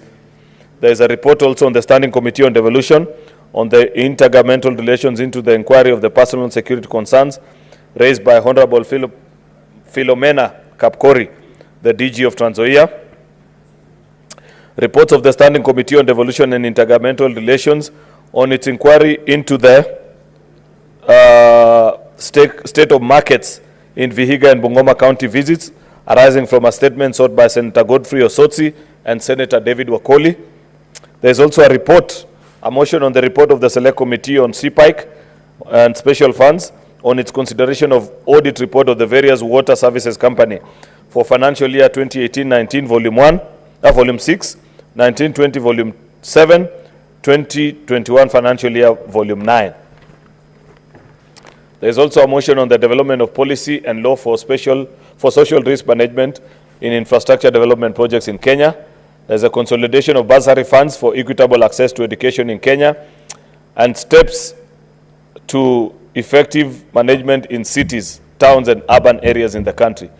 The projected business for Thursday, 10th of October 2024 will include business not included in the order papers for Tuesday, 8th of October 2024 and Wednesday, 9th of October 2024. Any other business scheduled by the Senate Business Committee? Mr. Speaker, sir, I thank you and hereby, Madam Speaker, sorry, I thank you and hereby do lay the statement on the table of the Senate. Thank you, Madam Speaker. No, thank you, Majority Leader. There are senators who would wish to to debate the statements that have been brought before the table, the House. Senator Chirarike Samson Kiprotich. Mr. Speaker, Madam Speaker, sorry. One, I would want to make a few comments. One, on the statement by Senator Ezena Lemaletian on the status of roads in Samburu. Mr. Speaker, I want to concur with her that I would have expected the chairperson of roads, transport and housing, Senator Karungo Wadhangwa, to tell the House how many roads have stalled in Kenya. Because in Nandi County, Madam Speaker, we have a number of stalled roads like Chemuswa Danger, Kurgung Chepterua, Chepsaita Kapkatembu Road, Kobere Maraba Timborua Road, Celia Kaiboi Chepkober Road in Talai, Nandil Simaki Road, Nandils Mugundo Enego Safani Road, Moi University Resource Center, Kilibwani Junction Road. All these roads, Madam Speaker, have stalled. And therefore, I want to ask the Roads Committee, they should give us a breakdown of stalled roads, including that are in Nandi, because on the all six constituencies in Nandi, Madam Speaker, most of the roads that were rated to bitumen standards have either stalled or they are yet to be started, Mr. Speaker. So we needed guidance from the Roads Committee that these roads must be fixed. And you know, Madam Speaker, in Nandi, just like Richo, Bomet, Wazingishu, and even up to Meru, up to Nyandarua, Madam Speaker, the roads are very pathetic because our counties are rainy, Madam Speaker, and you find farmers are hard to transport things like perishable, like milk, even in Muranga, like coffee, like tea, like maize, Madam Speaker, even transportation of sugarcane, Madam Speaker. And I'm happy the member of Kisumu is here, Senator Professor Tomo Jenda. We suffer both because we share the transportation, and I'm happy in mediation bill, Madam Speaker, we are even proposing under sugar development levy fund to put into the sugar board to ensure roads within the cess that are paid for within the sugar growing areas, Madam Speaker, we can maintain those roads. So in Nandi, Madam Speaker, we hope these roads can be fixed into the future to allow our economy to thrive.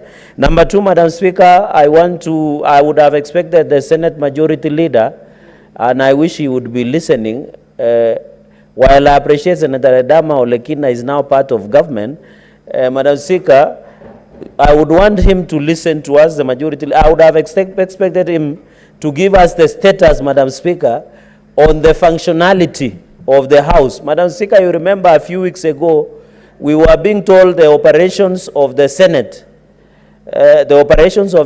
were likely to be affected, Madam Speaker, and Senate machinani, and we have a pending bill of around 500 million.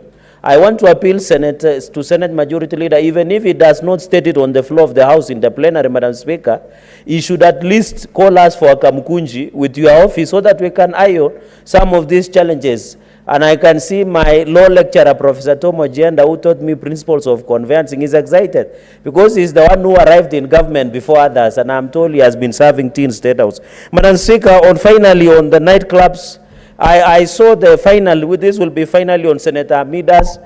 I have seen the chief officer of Nairobi City County walking around, closing clubs like Quiver, closing churches, closing mosques. Madam Speaker, I saw the CS in charge of environment, Adan Bare Duale, the lion of Garissa, who was sent to the forest, as per the reporter, Madam Speaker, saying there is too much noise from clubs and churches. What he forgot also, he should ask the mosque, Madam Speaker, so that we don't appear discriminative. So as he moves out to control the noise pollution across the city, Madam Speaker, we must be told, Madam Speaker, this issue of nightclubs, and we must ensure under-alcoholic drinks at control, Madam Speaker.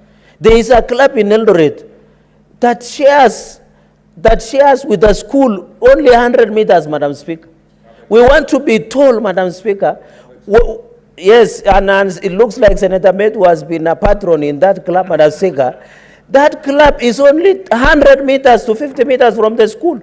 I want to challenge the county commissioner of Uasin Gishu County and tell, unless he has been compromised, Dr. Edison Nyale, why would he allow a club to operate next to Nova School, Madam Speaker? We must be told which law are we applying. Why is it in other areas the clubs are far from the school? But why is this special about this club, Madam Speaker, that is nearer to the school? Say that even they can argue that they are put soundproof, Madam Speaker. Even when you go to churches here in Nairobi and clubs, they can argue they are put soundproof, Madam Speaker. I want to ask the Uasin Gishu County security team, don't apply the law selectively. Madam Speaker, in conclusion, in the story of Shamba la Wanyama, we cannot use the principle that other animals are more equal than others. We are all equal before the law, Madam Speaker. And therefore, I challenge the DCC in charge of that area where Nova School is reside. I challenge the Uasin Gishu County security team led by the county commissioner and the county commander to follow the law.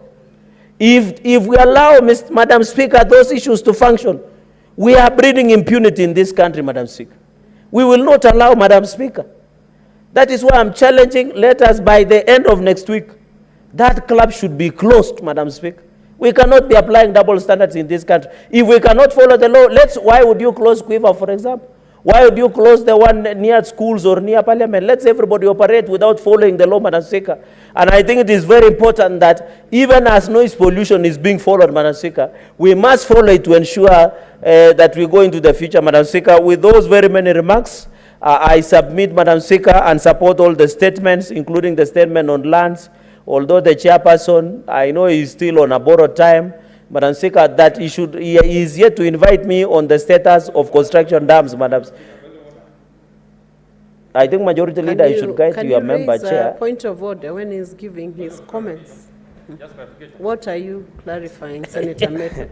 Honorable Speaker, I have a lot of respect to the Senator for Nandi. And in 1969, there was a very distinguished legislator called Tom Boyer, and he met Kenyatta operatives, and he was told that he was living on borrowed time. And he didn't live long. So I wanted a clarification on what exactly the Senator for Nandi means when he says that I'm living on borrowed time. Senator Charadige, where is the time being borrowed from? Madam Speaker, I meant he is living on borrowed time because my statement has taken over here. So that is what I meant, Madam Speaker. I didn't mean any other. And Senator Metu should relax because he's sitting to the Majority Leader, next to the Majority Leader, the deep state. So, Madam Speaker, so he should worry less. I meant that, and I think it is good that Majority Leader is in the House, that some statements have taken more than 2 years until it has been overtaken by amendments. I think the Majority Leader should call through liaison some members to order. But the guilty are always afraid. I don't know, but the Bible, Madam Speaker, talks about the guilty are always afraid. But Senator Metu is a fine young man. But one of these fine days, Madam Speaker, we might need to call for an Arambe. We buy grooming equipments like Kuchanua so that he can improve. With those many remarks, Madam Speaker, I support the statement. No, you have gone beyond the topic and beyond the comment of clarification. Senator Tom Ojenda.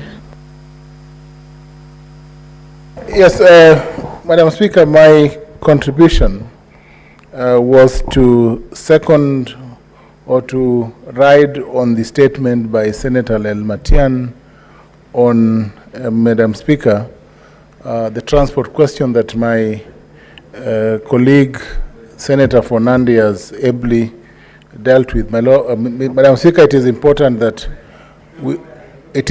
Madam Speaker, that the Chair of Transport, I think the Chair of Transport is Senator Thangwa, is able to deal with the question of transportation. And it is true, Madam Speaker, that the road network in the sugar belt, in the sugar growing areas, is pathetic.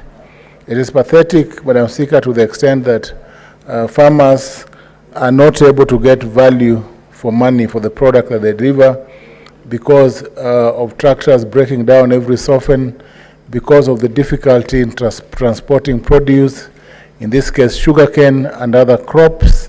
And Madam Speaker, we know that the road network goes into inputs, because if you have poor road network, you spend more on transport than you should, Madam Speaker. Madam Speaker, further, the statement, Madam Speaker, is important because it goes to the question. It does not limit itself just to one county, Madam Speaker.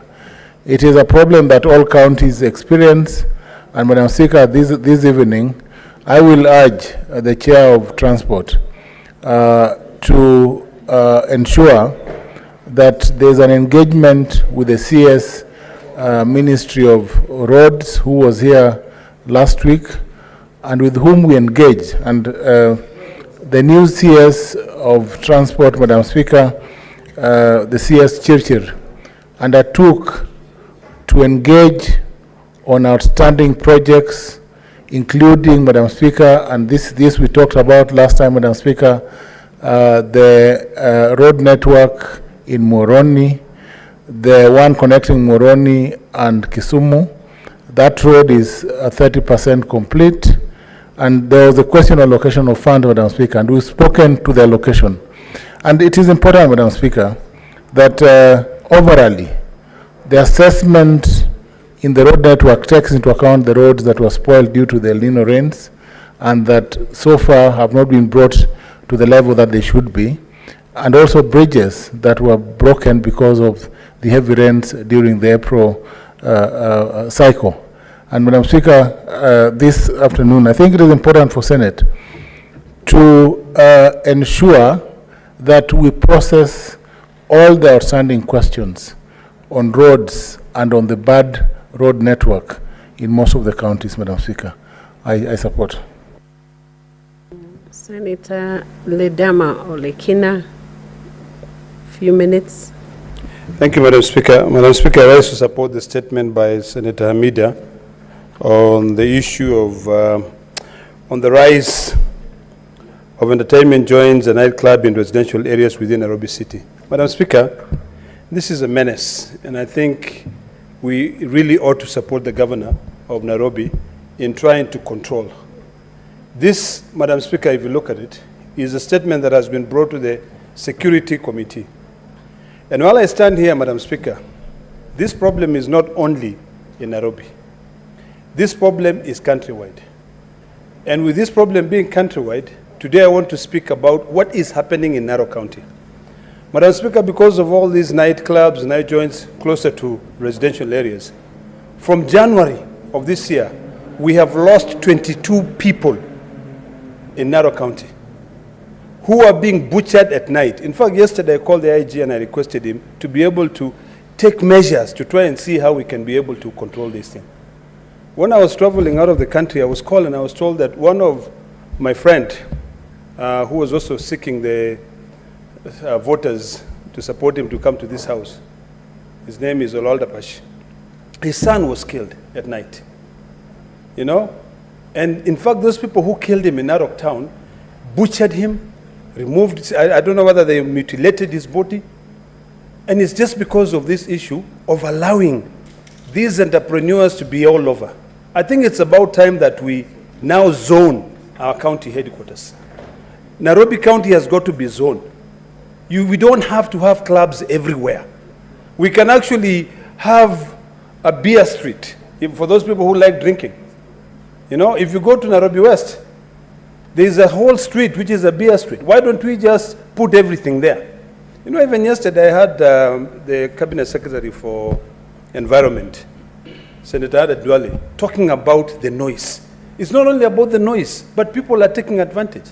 It is very difficult now to be able to survive in this country because of how expensive things are.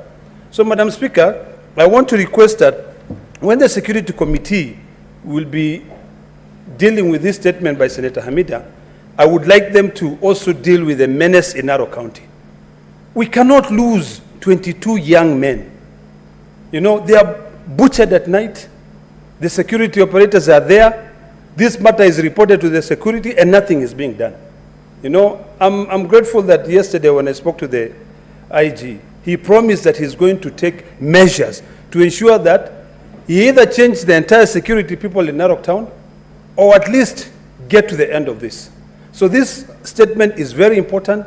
We need to zone our cities, you know. In fact, because clubs are normally associated to sinners and all that crazy stuff, we should actually just excise out a section in the city and zone it and call it sinners club or sinners area, so that we can go and do everything there. If you go and kill yourself there, shauri yenyu.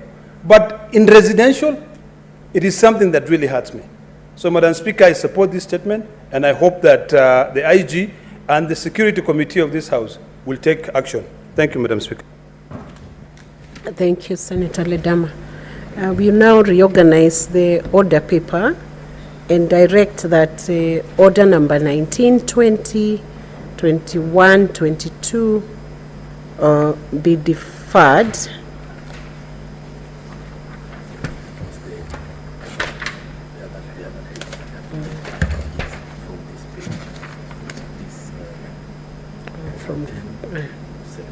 Oh, okay.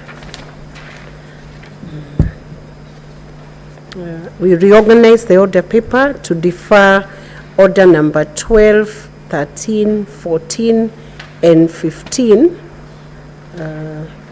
And that means we have not deferred the other orders that I have read earlier, but instead have deferred order number 12, 13, 14, and 15, partly because 16 and 17, partly because the chairpersons of the respective committees are not here, and partly because of quorum matters. I will now request the clerk to call out order number 20. Next order. Order number 20, the Political Parties Amendment number 2 Bill, Senate Bills number 26 of 2024, second reading. Majority Leader, you may proceed. Senator Aaron Cheriot. Thank you, Madam Speaker. Just 1 second. I beg to move that the Political Parties Amendment Bill, Bill number 2 of 2024, be now read a second time. Madam Speaker, the Political Parties Amendment Bill, Bill number actually 26, sorry, I had mentioned earlier it's Bill number 2. It's actually the second one of there are quite a number of political parties amendment bill. There's 1 and 2. But in terms of its sequencing in Senate, it is Bill number 26 rather, of 2024. This bill was published in the Kenya Gazette Supplement number 96 of 2024, dated 7th of May 2024. The principal object of this bill, Madam Speaker, is to amend the Political Parties Act of 2011 and replace the office of the Registrar of Political Parties with the Independent Political Parties Regulatory Commission. This bill also seeks to delete any reference to the coalition of political party or a coalition political party in the Act. This bill seeks to give effect to some of the recommendations and views of the public that were submitted during the NADCO process. This is one of the famous NADCO bills, Madam Speaker, where everybody knows the history of how we got to the NADCO process. And we have many bills, Madam Speaker.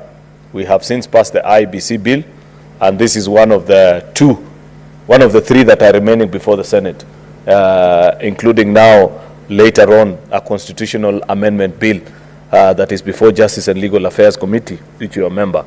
Like I have pointed out, Madam Speaker, this bill seeks to replace the office of the Registrar of Political Parties with an independent commission of Registrar of Political Parties. You do know, Madam Speaker, very well that there has been contention about how independent the office of the Registrar of Political Parties is. And for somebody like you, who has served on 2 occasions as a feat that is not known to any other Kenyan, the only Secretary General who has delivered 2 ruling parties in subsequent elections is none other than yours truly. That's serious decoration in terms of political contribution to the country.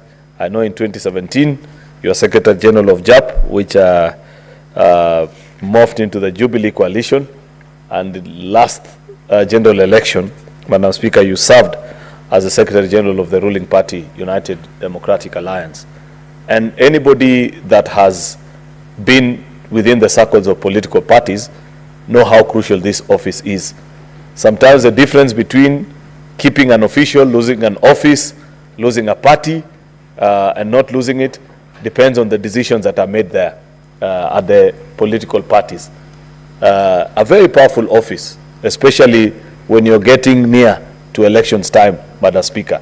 Yet, the stakeholders that appeared before us in the NADCO process spoke to us and actually felt that this office has not been granted the stature of importance of the work that it does. And therefore, they felt that there was need to remodify this office from being just an office created under the IBC, actually, to an independent entity that has independent commissioners who, by statute, are appointed into office through a political process that is competitive and end up serving the interest of all political parties equally, Madam Speaker. You know, one of the biggest struggles that this country continues to have to date, Madam Speaker, are independent institutions. Institutions that can withstand even the men that are in power. And I use the title men intentionally, because rarely is it women that abuse power. Most of the time it is the male folk that do that, Madam Speaker. We need credible institutions that can rule even against presidents, vice presidents, senators, members of parliament, MCAs, senior civil servants in a dispute and grant orders of favorable judgment or favorable hearing in a pleading against the ordinary citizens. That is a hallmark of a great country, Madam Speaker, where all are equal before the law. And this is one such attempt, because listening to the members of the public as they appeared before us, there was a yearning and a desire that we need to reform this office so that when they make certain decisions, it doesn't appear as if they are hands that are pulling the registrar like a marionette and forcing them to make decisions this way or the other. Therefore, Madam Speaker, I'll go to the specifics of the bill. Clause 1 basically is the short title of the bill. Clause 2 provides for the definition of the commission. I have laid basis for this commission, Madam Speaker. Clause 3 provides for the deletion of reference to the registrar. Remember, we are replacing a simple office of a registrar with an independent institution, Madam Speaker. Clause 4 provides for the principal act by repealing Section 14 of the Political Parties Act of 2011. And Clause 5 established the responsibilities of IPPRC, the Independent Political Parties Regulatory Commission, which include, number 1, to register political parties and the office holder. B, the management of political parties fund established under this act, ensuring that publication of audited annual accounts of political parties. Madam Speaker, party members deserve to know how much was raised in our political parties, contribution from members, deduction from elected officials, donations, Madam Speaker, and monies that have been sent from the political parties fund, Madam Speaker. If we want to build strong political parties in this country, Madam Speaker, then them being transparent in their financial transaction is part of what this office needs to encourage them to do. I know it's done, Madam Speaker, but with better detail is what this law is calling for. There's also the duty to maintain a register of political parties and the symbol of political parties, basically responsibilities, you know, that are present in law and done by the political parties. The bill, Madam Speaker, has clause 8, which provides for the saving provisions indicating that a person who immediately before the commencement of this Act was a member of the staff of Office of Registrar shall be deemed to be a member of staff to the Commission and shall continue to serve under the same terms and conditions. You know, Madam Speaker, many times when you do legislation, SHIF is one such example. Part of the hurdles that we continue to face is that people imagine that once you replace, then they lose their job and you create. We have provided in the transition clauses that the staff who work at the office of the Registrar of Political Parties will move to this institution on same terms. Madam Speaker, I'll say something later about a conversation and further proposals that I have since received, including from the present registrar, on how this institution can be bettered, Madam Speaker. And it's something for engagement, which at the committee of the whole stage, once we have listened and have been informed by debate from members, Madam Speaker, we shall be making the final determination. Remember, and this is something that I mentioned earlier, this is a bipartisan bill, Madam Speaker, which you have to carry the views of everybody with you. So clause 8 is a saving clause of staffers of this office. The bill further states that the regulatory commission in performance of its function shall be independent office and not be under the direction and control of any person or authority. Just by law, it's in practice, but Kenyans are Kenyans, Madam Speaker. They believe that the big man in office, one such example is, if you read Article 249 of our Constitution, Madam Speaker, it speaks of the police. Let me just cite it as an example. That the Inspector General of Police shall exercise independent command of the police service. But I see many times, including even honorable members, including the so-called learned fellows, speak to the microphone and demand for answers from the executive led by the president on actions by the Inspector General of Police, this or the other way. This concept of independence of office is still alien to our minds, and many people believe that any action that is taken, Madam Speaker, until we begin to accept and believe that it is possible to have independent offices that can rule even against government, you know, and say this request by the executive is turned down because of ABCD, for people to believe that that is possible. Additionally, Madam Speaker, this bill states that the regulatory commission shall have 5 commissioners appointed by the president with the approval of the National Assembly. I have told who is playing that video, or what is it that is playing? I don't know. Maybe something. Madam Speaker, additionally, the bill states that that commission shall be approved by the National Assembly. I have said times without number that for any laws that we pass this House, when the committee gets to a clause that proposes such, it is good of them to recognize that we have an institution called Parliament that has 2 houses. So it is them to amend accordingly. I expect that later on, JLAC will do justice as they lead us towards amending. Because political parties is a political process. Why do you want it to be approved by only one house? You need to approve the same by both houses, Madam Speaker. I know it's my bill, supposedly, quote unquote, but that is an amendment that must be moved, and we must state the same. So this is an important bill, Madam Speaker. Like I have said, I have listened to submissions later, even after the publication of this bill, from many concerned players, including comparable jurisdictions. There are jurisdictions that have gone this way of establishing an independent registrar of political parties and the challenges that arose. I have listened even including to the present registrar, and I know there's a memorandum that they have sent to this House, Madam Speaker. We need to listen to them as the users of this law. They have prepared some good proposals of how this can be made better.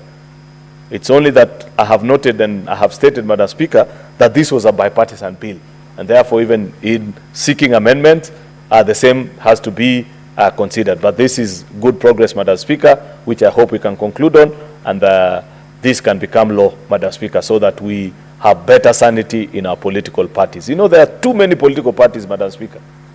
That's why I have a problem even with the present registrar as things are. Yet even on account of one clause, just one clause of what a political party is, it fails 99% of many of these so-called briefcase political parties, Madam Speaker. Even just alone the requirement to have an office in at least more than half of the counties, which is 24. How many political parties have more than 24 offices across our counties in this country? And so many others, Madam Speaker, so that we stop this business of people having briefcase political parties that are transactional only during election time, Madam Speaker. We must build a strong culture. In established democracies, Madam Speaker, there are no more than 2 political formations. If you see older democracies, but if you move maybe to Europe, they have even gone further and are moving towards political coalitions, Madam Speaker. And I must happily note, Madam Speaker, that part of what you are doing also here is a deletion of that very non-conventional creation by statute that passed here in very difficult times towards the 2022 general election, something called a coalition political party, which members hurriedly passed. Then within months or a few weeks later, they all gathered at KICC and realized that it was not possible to have candidates run on something called, for example, Azimio Coalition Party, and have since realized how impractical that is. And we are seeking actually the deletion of the existence of a coalition political party as described in that particular law. Therefore, Madam Speaker, I was speaking to the need to provide sanity in our political parties, Madam Speaker, so that you have functional political parties that do election regularly, have elected officials, transcend beyond one party leader to the next, and people take ownership of that particular party. The proper beginning, Madam Speaker, is to have an independent political party so that people can argue on ideals, on things that they believe. I must also appreciate, Madam Speaker, I saw, I think yesterday or the day before, that the young people that have been on the street calling for more accountability have since registered a political party. That's a welcome move, Madam Speaker. It is better than tweeting insults and the kind of things that I see some of them do, Madam Speaker, because we have a constitution. At the end of the day, you may not like Professor Tom Ojienda, but for now, between now and 2027, he remains to be the Senator of Kisumu. If you don't agree with his ideals and what he professes in his political practice, Madam Speaker, the proper thing to do is either join a political party or run independently, Madam Speaker, and come and do a better job. That's the essence of democracy, Madam Speaker. I don't see why people want to create enmity out of political processes, Madam Speaker. And therefore, it is important that we have an office that will expand our democratic space by ensuring that we have sanity in our political parties, Madam Speaker, and our political parties have a fair, competing environment, Madam Speaker. With those very many remarks, I beg to move and request the Senator for Kisumu, Professor Tom Ojienda, to second this bill. I thank you, Madam Speaker. Thank you, Senator Aaron. Senator Tom, Professor Tom Ojienda. Thank you, Madam Speaker. Madam Speaker, the bill on the bill amending the Political Parties Amendments Bill number 2, 2024, could not have come at a better time. It could not have come at a better time, Madam Speaker, because it seeks to democratize the political space by introducing an independent commission to replace the office of the Registrar of Political Parties.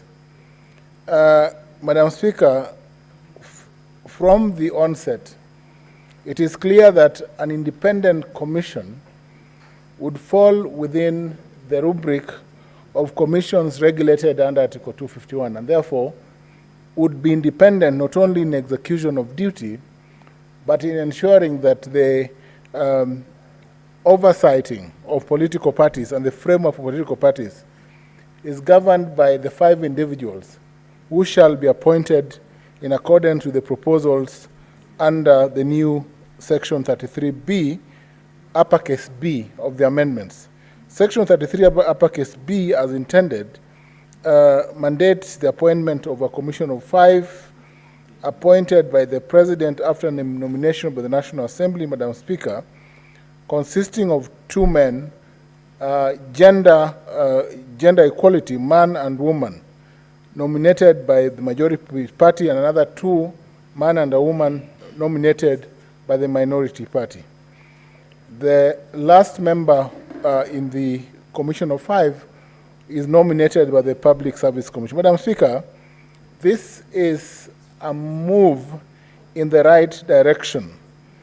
The Commission will operate in a manner not only independent, but to reflect the principles of democracy, where it shall no longer be, Madam Speaker, business as usual for one single hand, the registrar, to make decisions on the composition and registration of political parties. Madam Speaker, when the Azimio coalition was born, and I'm glad that when moving this motion, this bill, the Senate Majority Leader spoke of briefcase political parties. Of concern, Madam Speaker, is that there were about 26 political parties forming the Azimio coalition. And of those 26 political parties, the only real political parties were about 10, with other parties being briefcase parties, members or owners of those parties carrying briefcases with all the documents and disappearing into thin air after the signing of the coalition agreement. Madam Speaker, these amendments will surely lead to a proper framework that mirrors what we have in the US, where we have the blues and the reds, where we have a convergence of strong political parties going forward, parties that are well regulated, that will benefit from the political parties fund established under Section 23, and that will truly be a mirror of the country and reflect political ideology and shades of political creativity. I say it will, Madam Speaker, have what we call political horticulture, where you will have shades of opinion of different leaders, Madam Speaker. And we need, for this country, Madam Speaker, to move to the next level, we want to see strong political parties, not parties registered by night and dead by day. We want to see some longevity in the life of political parties. Madam Speaker, this is what this act intends to achieve. Madam Speaker, let me just mention this, that this is one of the bills that arise out of the national dialogue discourse. And this was therefore a bipartisan proposal, both by the minority and the majority side, in a framework, Madam Speaker, that was brought into life after the earlier maandamano that we had. And the government, or in this case, both the majority and minority, are acting in respect of the views of the people who presented their views during the national dialogue discourse on issues of electoral justice and related matters. Madam Speaker, this bill would not have come at a better time. At a time, Madam Speaker, when we have had some form of restructuring in governance, where we have moved, Madam Speaker, from the shareholding narrative to a broad-based narrative where we have every Kenyan as a shareholder in government. And Madam Speaker, it is therefore important that we move to the next level of ensuring that the next election in 2027 shall be fought on the basis of credible political parties and on the basis of performance by leaders whom we have elected, not on the basis of other irrelevant matters, Madam Speaker. And that is why I strongly support the adoption of this bill. This bill, Madam Speaker, is reflective of the intentions of the people of this country. Public participation shall be undertaken for this bill, but the public participation, Madam Speaker, shall go to the question of dealing with the age-old problem, Madam Speaker, of one individual, the registrar, controlling political parties, to a level where we have 5 commissioners, we have an independent commission, we have a framework that disperses political power to different individuals for control, so that in 2027 we do not have questions that bedeviled us in 2022, Madam Speaker, and after the election, so that we settle to a true democracy after the 2027 elections. I support. I second, Madam Speaker. Thank you.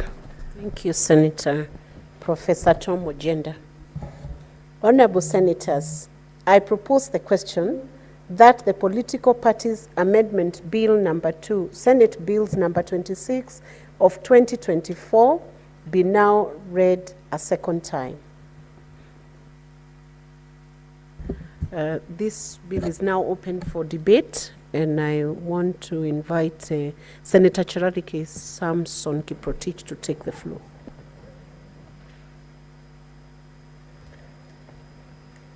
Thank you, Madam Speaker. In fact, I would have expected you to be among the top contributors. You having history of running the defunct and moribund, our former beloved party Jubilee, and also you are the midwife of United Democratic Alliance Party as the SG of the party. I hope you will get time to contribute, and I'm happy the deputy party leader of ODM, my brother and neighbor, Senator Godfrey, and former Secretary General of one of the coalition of Kenya Kwanza, African Amani National Congress. It would be better, I hope we will learn from you, because you will be debating on something, Madam Speaker, that you have already gone through, and you know the challenges that political parties are. Madam Speaker, we need strong political parties, we need strong government, we need the rule of democracy, the beauty of democracy, as my law lecturer, Professor Tom Ojenda, and my neighbor has indicated, that we need a political horticulture. That's hiyo ni Kiingereza kubwa kabisa, Madam Speaker. So the political horticulture in this country, Madam Speaker. I've seen people growing excitement. I was told there is a party called Inject that had been registered by some young people, and people continue. That's the freedom we want. We want that independence, Madam Speaker, so that as we grow with political parties that we have. Madam Speaker, I'm making this with cognizant fact that Nandi County at the moment we are facing labor crisis. As we talk, our hospitals and health centers, there is industrial action on a strike by health workers in Nandi. It is a sad situation, and I want to appeal to your office that the health committee of Senate, led by Senator Jackson Mandago, to intervene, because we are having serious crisis in terms of health care provision, Madam Speaker, and we have said, and I've said before, that the issue of health is big concern. So I thought I should mention, Madam Speaker, because people even from Nandi are following discourse of political parties, but I thought it is important that I mention, Madam Speaker, and I'm reliably informed, Madam Speaker, that EACC have already done a raid in Kapsabet County offices, and we hope with the investigation that is ongoing, we shall be able to be told who bears the great responsibility of corruption allegations that we are facing. Madam Speaker, even going into the future, we have agreed with the people of Nandi, and we have directed our MCAs, Madam Speaker, to commence impeachment proceedings against the sitting governor going into the future. Madam Speaker, let me mention a few things. One is that at 2022, we had 90 political parties. 90 political parties, and others are more briefcase political parties, Madam Speaker. I think it is a high time as a country we embrace party democracy. I might agree, many people, the presence of 90 political parties plus, because people continue to register, even as at now, Madam Speaker, that one does not mean that we are democratic. It means we have reduced ourselves to religion, region, tribal, among other factors, even class, Madam Speaker. Therefore, by 2022, more than 90 political parties have been registered by Office of Registrar of Political Parties, Madam Speaker. When you look at this amendment bill, where we want to establish Independent Political Parties Regulatory Commission to replace the Office of Registrar of Political Parties, Madam Speaker. For us, I expected all of us to say something on this, because we are the consumers of this office. I think over 99%, Madam Speaker, of members of parliament who are sitting here are either sponsored by any political party or any political formation, except a few who are elected through independent tickets as prescribed by the law, Madam Speaker. Therefore, Madam Speaker, as even we talk today, as we are in the House, we are the greatest consumers of political parties. We must ensure there is hygiene in terms of running of political parties, Madam Speaker, in this country. Under Article 91 and 92 of the Constitution of Kenya, the characteristics and design of political parties in this republic, Madam Speaker, should and must reflect the national outlook. Because one of the characteristics of political parties, it must reflect what we call national unity. That is the essence of any political parties. I don't know what we will do to ensure. I can tell you out of 90 political parties plus as of 2022, Madam Speaker, that are registered by political parties, none, a few have over 25, within 25 counties have an office, Madam Speaker. If you look at those offices nowadays, they have changed even color. Because we have used political parties as a vehicle. You reach your destination, you abandon, Madam Speaker. Yet in the wisdom and designers of this constitution, we had even allocated political parties fund to assist political parties to run. By creating an independent office, we shall be able to ask ourselves, now that political parties were funded, and rightfully so, within the Constitution of the Republic of Kenya, Madam Speaker, what is the essence of giving political parties? Like now, there is hot, as we head to political parties, as we head to elections in United States of America. We are having Donald Trump of the Republican Party, Madam Speaker, and of course Kamala Harris of the Democratic Party, and there are many other small parties like Tea Party, among others, Madam Speaker. That is now when you go there, when they call for NDC, National Delegates Conference, you are wondering how those people are well organized. And there are two political parties with different ideologies that must be respected. Madam Speaker, and as we approach to November, some of us are great supporters of Donald Trump, and we hope he wins, Madam Speaker, because the economy will look much better as opposed as to other ideologies, Madam Speaker. I know as a speaker and as a former SG, you want women empowerment, Madam Speaker. You go to China, the Communist Party.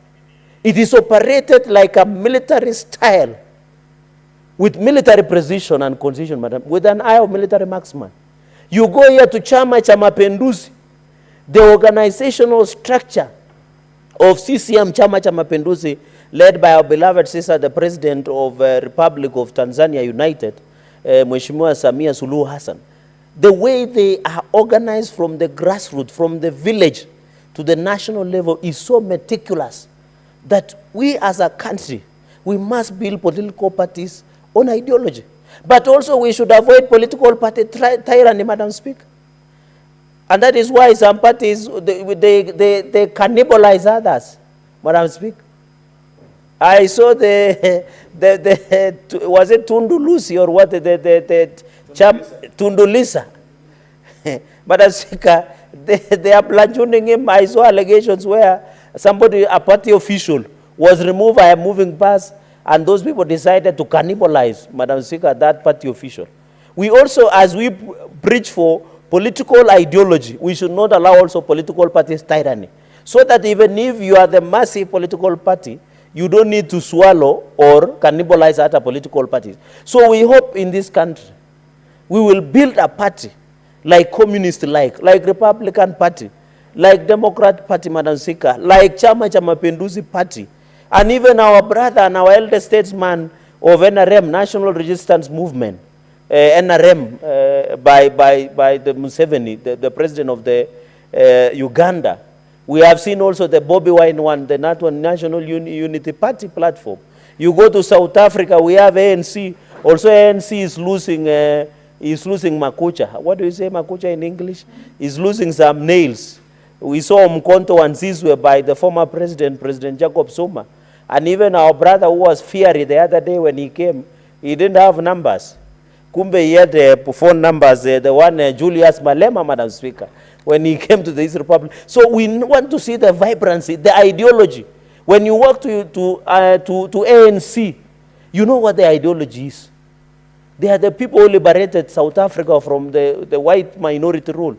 When you talk to the one for Julius Malema, EFF, Economic Freedom Front Party, they are pushing for an agenda of nationalization and for the fairness of the majority of the black man.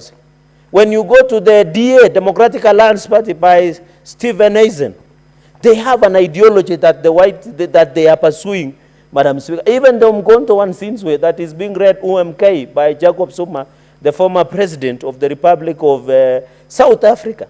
So that is the essence that we want to see, Madam Speaker, that we can identify with. So this office will ensure there is neatness, there is hygiene, by ensuring that the registration of political parties, the management of political parties fund. We really want to know, Madam Speaker, you know, no one has ever disclosed. We contribute. You and me contribute to our United Democratic Alliance Party. ODM, through the deputy party leader, is aware we contribute monthly subscription. The MCS contribute, the president, the deputy president. I don't know whether Raila Odinga is contributing, is not elected nor is not serving. I don't know. Maybe when deputy party leader will tell us whether he's contributing. Either or Madam Speaker, or through wisdom. Senator Cherargei, Senator Osotsi would like to inform you. Senator Osotsi. I want to inform my good friend, neighbor, Senator Cherargei, that the contribution of Honorable Raila Amolo Odinga, the right Honorable Raila Amolo Odinga, is immeasurable in financial term, in all manner of contribution, cannot be quantified. It's beyond quantification. Senator Osotsi, while I do not want to wade into the debate, I am sure Senator Cherargei was talking about the quantifiable contribution. Correct. But I will let it rest. He appears happy with your clarification, point of information. No, Madam Speaker, you have to appreciate Senator Osotsi also needs to be careful with this wording now that is deputy party leader. Madam Speaker, and I agree with him, but it's as much, I was talking about quantifiable. Like me, monthly, you and me pay 50,000 to United Democratic Alliance. There maybe MCS pay 20,000, others pay 10,000. That's what I meant. That is what we need, that accountability. And Madam Speaker, I think the accountability of political parties is very critical. You have been a Secretary General of a political party, the ruling party. You sign checks, you run the accounting of, we need in future. I don't know whether CPIC or which accounts committee. Some of the Secretary General of parties must appear before Parliament and tell us the money we contribute through subscription. What are they using for? Madam Speaker, what are they using for? But Madam Speaker, I hope Senator Osotsi is taking this note seriously, because we are using public funds. Members contribute. You are also given money by the exchequer. So you need to tell us, how are you using that money in terms of, and I hope, Madam Speaker, you get back as the SG of UDA, because, Madam Speaker, I've seen some people don't understand of being a Secretary General of a ruling party. I know as a level-headed person, as a sober leader, you need to get back to be the SG to fix a few things here and there. And that is the point. And I'm happy you are excited about it. And God willing, you need to be in that position again, Madam Speaker. So we need accountability. We need the financial statements from this office to be tabled in Parliament, to tell us this exchequer money, this member subscription. We need transparency and accountability from political parties so that we kill the briefcase parties, so that we don't suffocate political parties who want to grow and expand in our country, Madam Speaker. We must agree that we need, so that we don't reduce. You know, Madam Speaker, some of us who have run in a number of elections through my law lecturer, Professor Tom Agenda, because this was his maiden stab in politics, some of us ni chuma ya kitambo kidogo. You can see the frustration of the members, Madam Speaker. As you go to a general election, you see people running with any political party. And that is why you see political merchants running around in Parliament and saying, if you don't get this ticket, others are being given through a bedroom, Madam Speaker. Others are given on the streets, Madam Speaker. Others even nominations, Madam Speaker. So we need to create a cleanup in terms of management, Madam Speaker. There is also, I agree, public audited verification, available list of all members of political parties. You remember, Madam Speaker, the chaos we had. And thank you for assisting us in the last when we were migrating en masse, like the wild beasts that were crossing from Tanzania to Kenya. And you had the former president, Samia Suluhu Hassan, saying that the wild beasts from Kenya go to Uganda to get pregnant and come back, Madam Speaker. The way we were migrating, Madam Speaker, you assisted us. We had to sign a lot of letters. We went to the office of the Registrar of Political Parties, Madam Anne Deretu. We deposited. We were now moving from Jubilee to UDA, Madam Speaker. We need a seamless movement. Madam Speaker, and I'm proposing in management of political parties, when you go to the website of this regulation that we are amending, Madam Speaker, of creating the commission of political parties, I can be able to tell political parties members, like you and me of UDA, we need to go to website and know the number of members that are in UDA, which accounts for transparency and accountability. Madam Speaker, even the issue of we wanted to prevent party hopping, but we never succeeded. You remember now there is people losing a nomination of a political party, they party hop to a political party. That party hopping is common, Madam Speaker. And we must, as a country, decide on what we'll do with political party hopping, so that we guard the reason why you are in UDA, why you are in ODM, why in your Maendeleo Chap, why are you in ANC, why are you in Inject, Madam Speaker.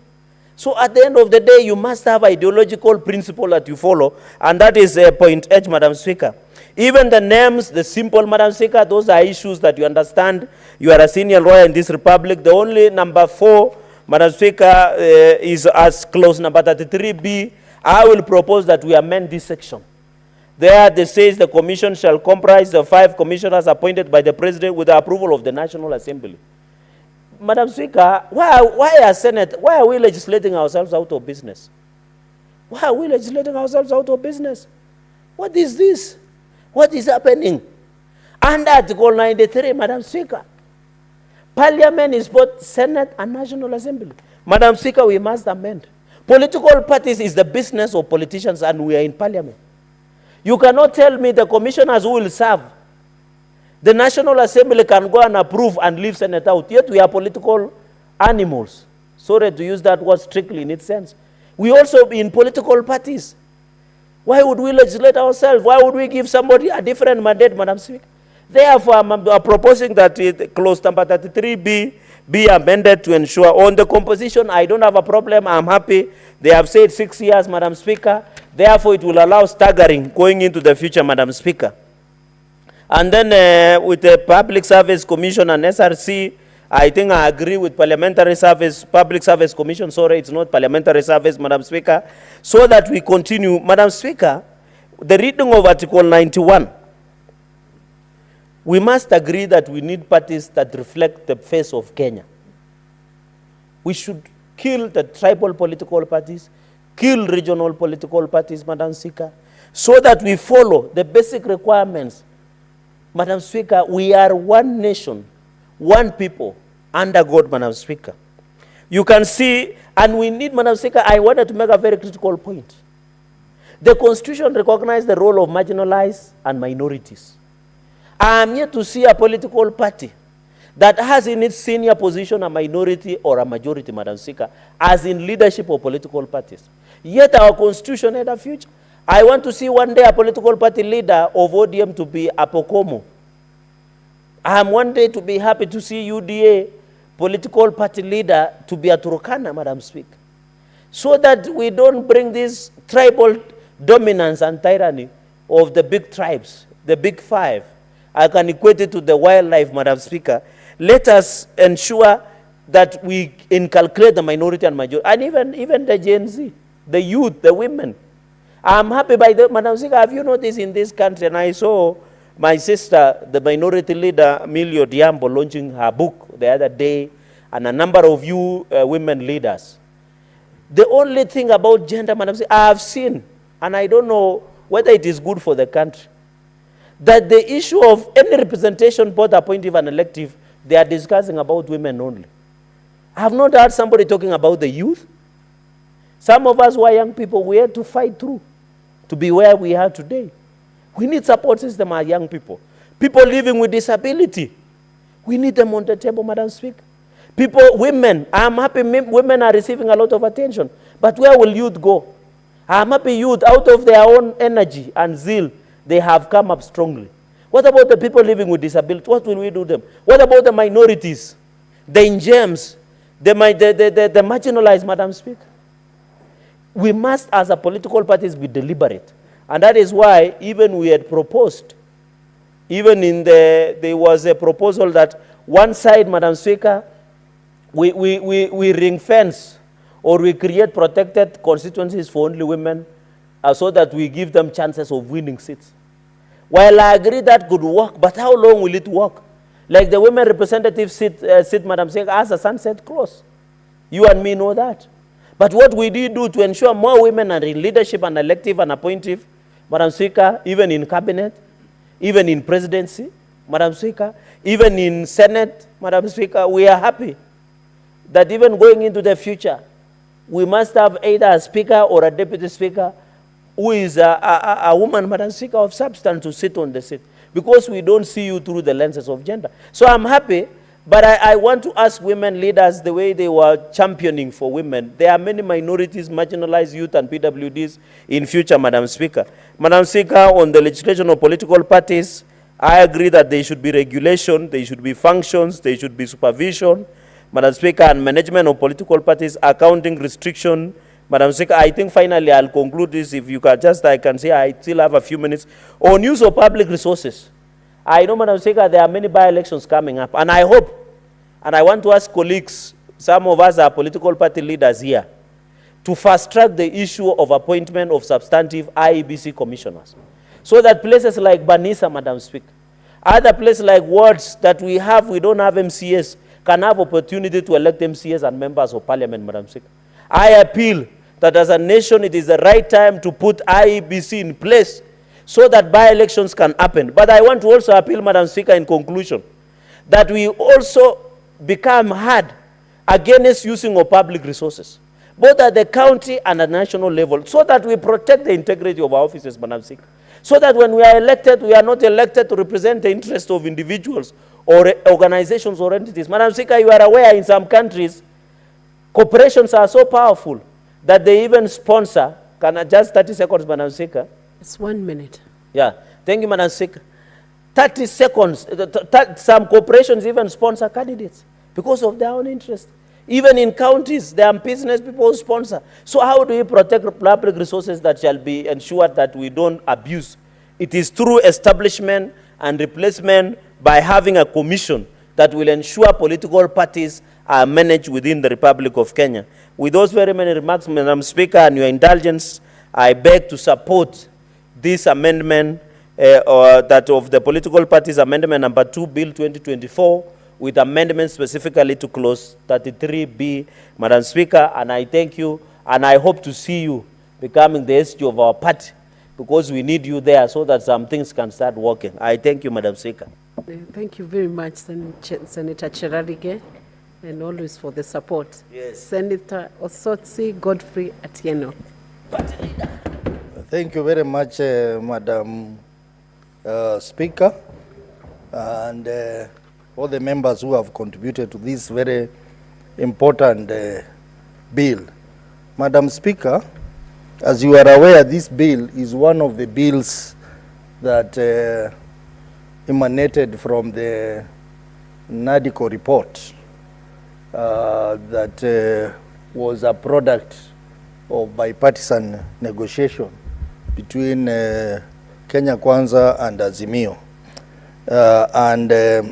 This is the right step, Madam Speaker, and I hope all the other bills which are pending before this House are also fast-tracked so that, Madam Speaker, we avoid the mischief that is beginning to show itself out, where people are now coming up with amendments, even to the Constitution, proposed amendment to the Constitution, on matters which are already included in the NADICO report. I know Senator Cherarige has just left the chamber, but I want to tell him that the proposed amendments he's bringing to the Constitution are some of the issues have been processed in the NADICO report. And I think it's important for him to consult more and wait for the full implementation of the NADICO report, rather than jumping the gun, as we have seen in his amendments. Madam Speaker, this bill, the political parties bill, amendment bill number 2 of 2024, seeks to do one thing: to entrench the Independent Political Party Regulatory Commission in the Political Parties Act. I find this to be very progressive, Madam Speaker, because the current arrangement where we have the registrar of political parties, where we have a registrar who is there, who is supposed to make decisions, but most of the time, Madam Speaker, the registrar is not independent at all. She is not independent at all. And I want to say this without fear of any contradiction, that I have been a victim of that office. Madam Speaker, you know, you have been the SG of Jubilee, that the decisions that are made by that registrar of political parties are politically motivated. We cannot have a scenario where we have one individual who is there as a registrar, but that individual in most cases does not follow the law. He follows the political dictates of the day, and also the directions is given. Madam Speaker, in the last parliament, I served as a nominated member of parliament and the SG of ANC party. But when I started having trouble with the ANC party for my stand on issues, I was taken through a very rigorous, very sad, very straining process of having to go to the court 7 times. 7 times, largely because the registrar of political parties was not following the law. He was following the political direction he was given. But luckily, Madam Speaker, in all those 7 cases, I won. And I'm happy now, because of my need to survive then, I have now been cited as a very important jurisprudence on matters of political parties in this country. And even Professor Ujenda is a beneficiary of that, and many others. So that it is good that we are now having a commission of 5 people. So it is not going to be a decision of one woman or one man making a decision on who to expel, which party to register, or what form of punishment to give to a member. It is now going to be a panel of 5 people, and that panel is going to compose of 2 members from the ruling party, the majority party, and 2 members from the minority party or the opposition party, in other words, and 1 member from the what we call the non-parliamentary parties, in other words, those small political parties. So this is progressive. And I think a lot of things which have been going wrong, Madam Speaker, are going to be sorted out through these very, very important amendments. Madam Speaker, my colleagues have talked about political parties. Registration of political parties is going to be one of the functions of this commission. And Madam Speaker, I am talking as a proud deputy party leader of ODM. That last week I saw a report that was saying that the only political party that is fully compliant to the Political Parties Act is the Orange Democratic Movement. The other parties, including the party where Cherargei belongs to, they are all non-compliant. And if a registrar of political parties was serious, those are parties that should be registered so that we only remain with one political party in this country, called the Orange Democratic Party. And I want to, he was talking about foreign names like CCM, ANC of South Africa, but in Kenya here, I want to tell you that if there is a party that has elaborate structures that other parties can copy from, is the Orange Democratic Movement. You go to every village, we have a committee of ODM. Even in the most politically hostile areas, you will find someone wearing an orange cap and saying, I'm a member of ODM. How I wish that all the other political parties were like ODM. They need to come and learn from us. We have very good examples on how to run a political party. So I hope that the commission will start by auditing the political parties that we have in this country, because we have in excess of 70 political parties. Some of them are not even existing anywhere. I even saw the inspectors from the Office of the Registrar of Political Parties. You know, before they register a political party, they must ascertain that the political party has an office in a particular county. I saw someone had put a branding for a political party in a butchery. A butchery, a functional butchery. And that butchery was cleared as an office of a political party. So we hope that this new commission is not going to acquire the bad manners of the current Office of the Registrar of Political Parties, where they are clearing briefcase parties which have no offices, which have no members, and they end up now, they are registered as political parties. We want proper functional political parties with offices in at least 24 counties of this country. The issue of membership, Madam Speaker. Madam Speaker, membership data at the Office of the Registrar of Political Parties. I don't even think that that data is reliable anymore.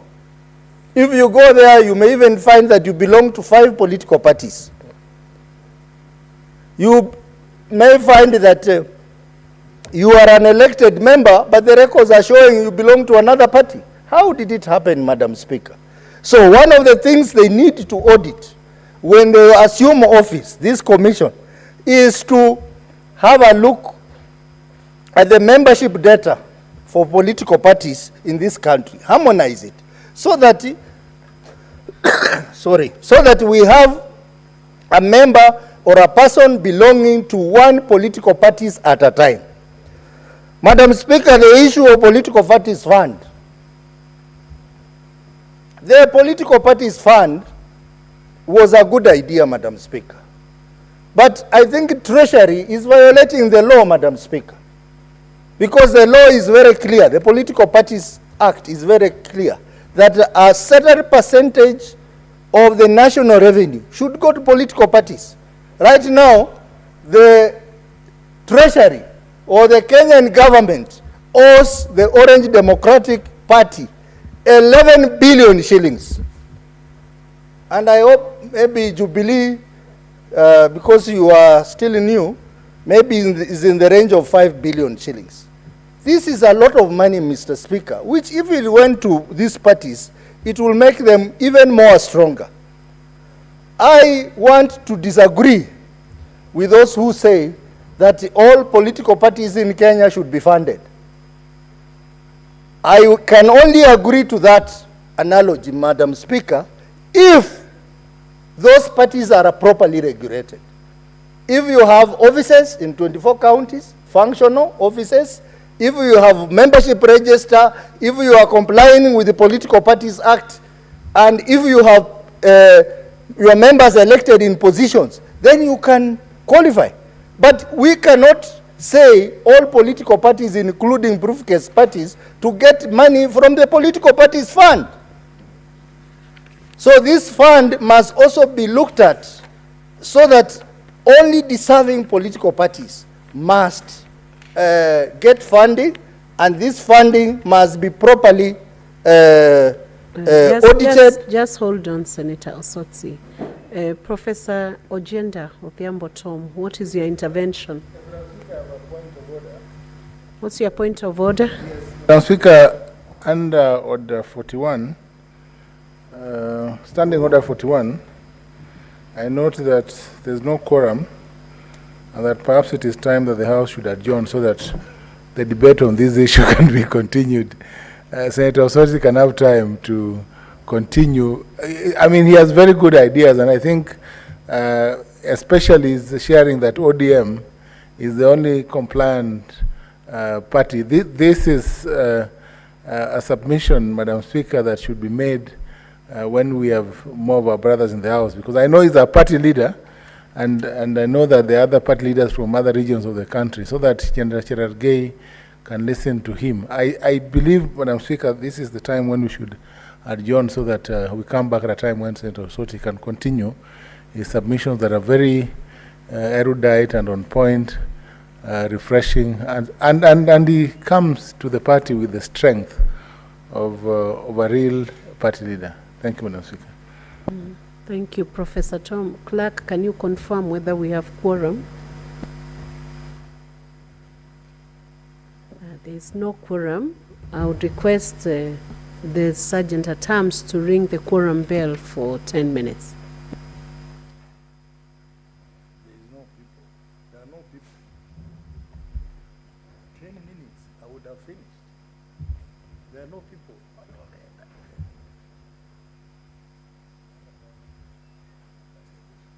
Yeah.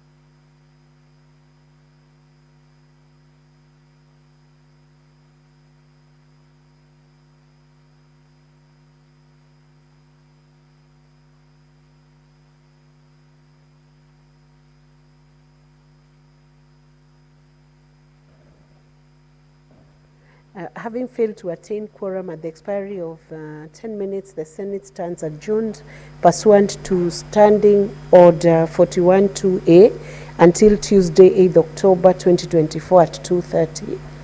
Senator Sotsi will have a balance of 10 minutes.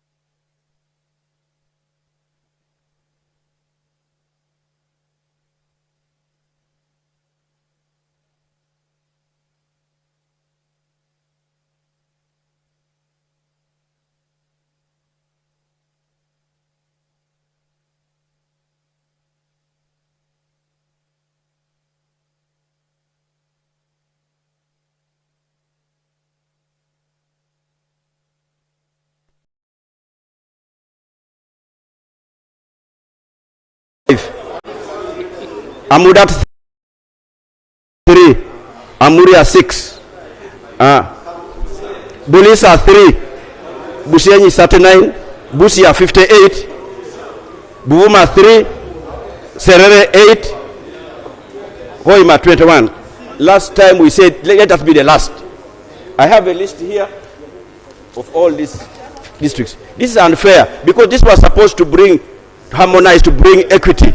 So, Right Honorable Prime Minister, can you use your powers? Because when you look at this, where the ED comes from, they are 58. Why? And that was the same problem in our Constitution report. This is very unfair. So, Right Honorable Prime Minister, before the report, please call these people to order and let this thing be equitably distributed in a quarterly basis. The population census has just been released today. You will get to know the population. Yeah. Even where the Honorable Minister comes from, there are very few. Yeah. So, Right Honorable Prime Minister, we beg you. There is even a student from Kasilo who got 16 in the PCM. He's admitted to Mbarara. He applied for law, for engineering. He was left out. So, Right Honorable Prime Minister, we want to request you to take action. Thank you very much. Thank you. In the consensus report that was presented by the leader of opposition now, okay, they had only one like this. But even the name of that one was coming from Bukebea, was not Kitosa name.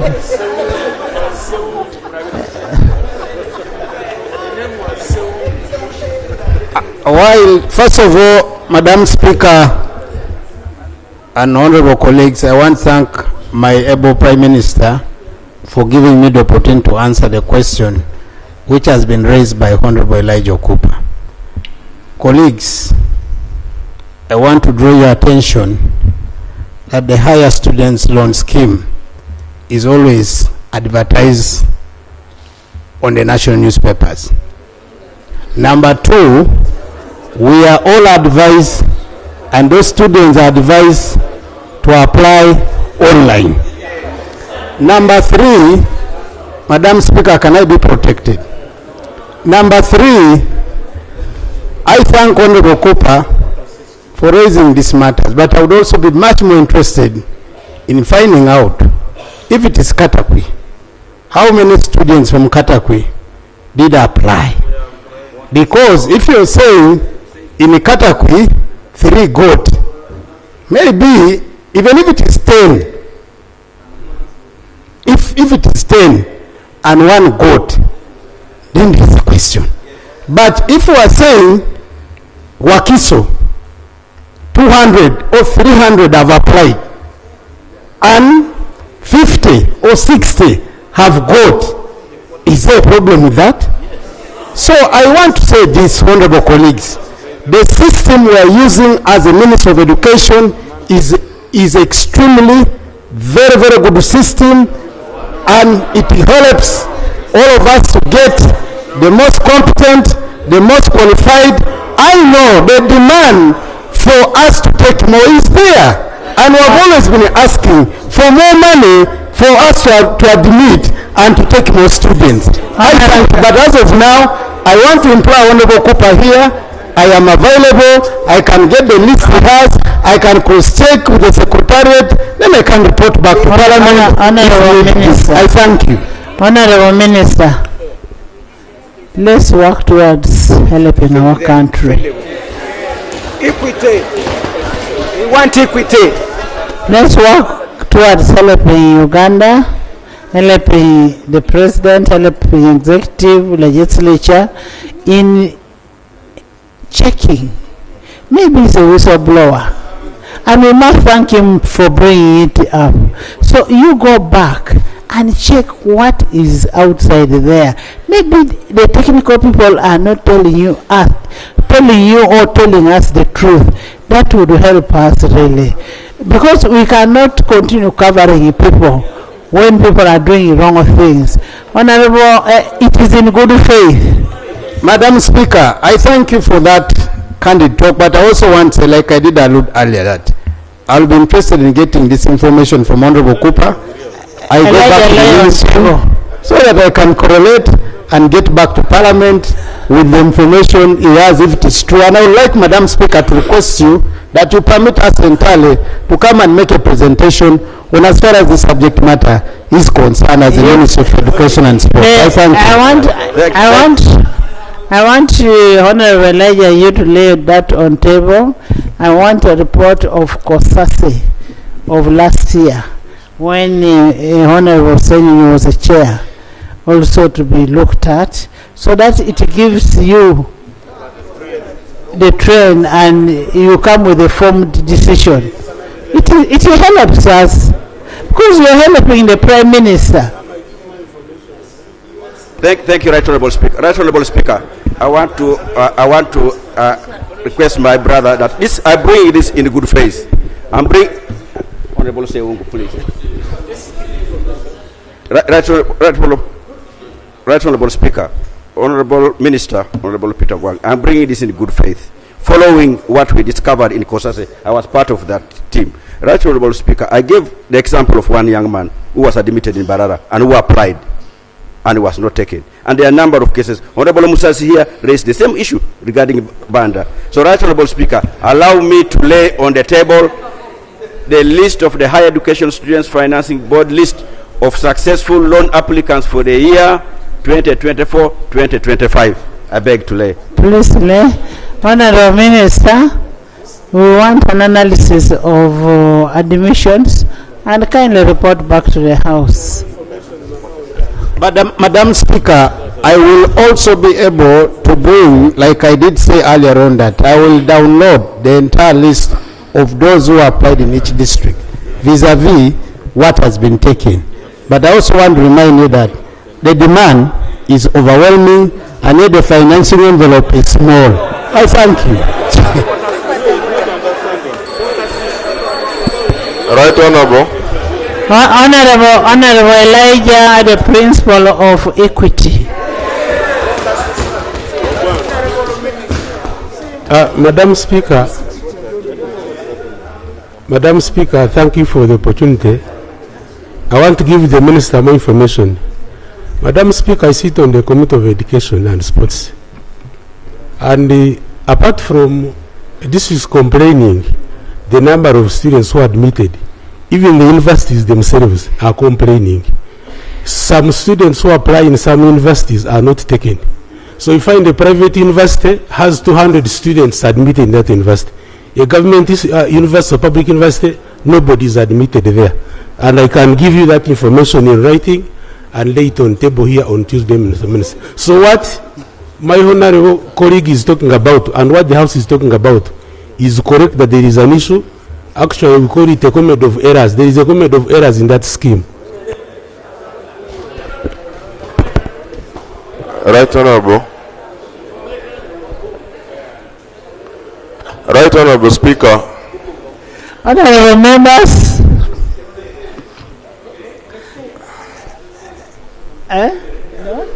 The ferry. Right Honorable. The ferry.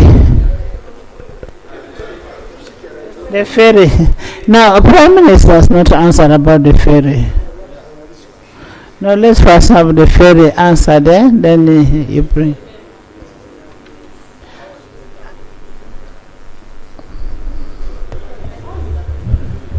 Right, Honorable Speaker and Honorable colleagues, I request the Honorable Member to help me with more information so that I can make a directive. Definitely that ferry or the dock area will be worked on to completion. Thank you. Right, Honorable Speaker. Thank you. Procedure, Right, Honorable Speaker. On the question we had earlier tackled of the loan scheme, let's be fair. When we had ruled. Right, Honorable Speaker, as a procedure. Right, Honorable Speaker, when you look at the matter the other colleague has said and Rajo Cooper, we need a more independent investigation than the minister can do. Because when you talk about districts like Ntungamu and blah blah, and we live in Uganda and Isingiro, you know the senior minister in that very minister comes from there. Now sending a junior minister to investigate that matter is asking for too much. Therefore, the only natural way we can get a comprehensive report, you either refer this matter to the sector committee or COSASE to give us a more independent investigation that can go to the core of this problem and we treat it once and for all. Right, Honorable Speaker, I beg your indulgence. Now, we have committees that do oversight. The Committee of Education does oversight, and the committee will give us information. So the Committee of Education will give us information to the effect, since COSASE has already done it. So no, I have not given you time. The Committee of Education will handle that aspect and report back to the House. Jennifer? Madam Speaker, I beg for your indulgence, and I think, Madam Speaker, because you are a woman MP of Bukedia, it should not say that the people of Bukedia should not benefit from the services of the government of the Republic of Uganda. I'm aware that my senior minister is a Minister of Education and Sports, and she comes from Ntungamo. It should not be said, because she's a Minister of Education and Sports coming from Ntungamo, the people of Ntungamo should not benefit from the service of this government. And I want to put this on record. Please, Honorable Chief Windi, I want to say for the purposes of the student loan scheme, they are applied and are entitled to. I thank you. Honorable members, honorable members, honorable members, honorable members, I have already referred it to the Committee of Education. But at the same time, it is not a crime for the minister to come from Ntungamo. If anybody from Ntungamo qualifies to get, let the person qualify to get. You get it, eh? Let's not look at it like, so shouldn't I get in Bukedia? Now let me also ask issues for Bukedia. My MP. Thank you very much, Right Honorable. Jennifer, I'll come to you. Thank you very much, Right Honorable Speaker. Right Honorable Speaker, I have a question to the Prime Minister. I have about two issues. One, Right Honorable Prime Minister, over 10 years ago, the Ministry of Water and Environment carried out a design for the Bukedia Gravity Flow Scheme. And this scheme was to be implemented in 3 phases.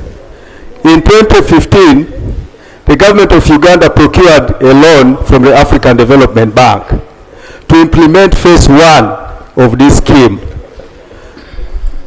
the government had promised that the three phases would be completed by 2025, but up to now, it's only one phase that has been completed.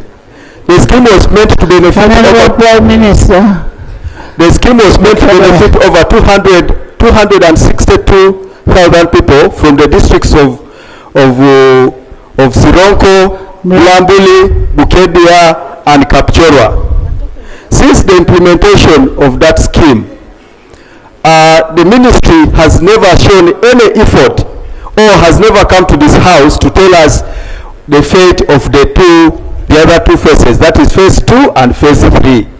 Can the Prime Minister tell us when are the people of Bukedea getting phase 2 and phase 3 that was meant to be constructed in the greater sub-counties of Malera, Bukedea, Kachumbala, and Kidongole?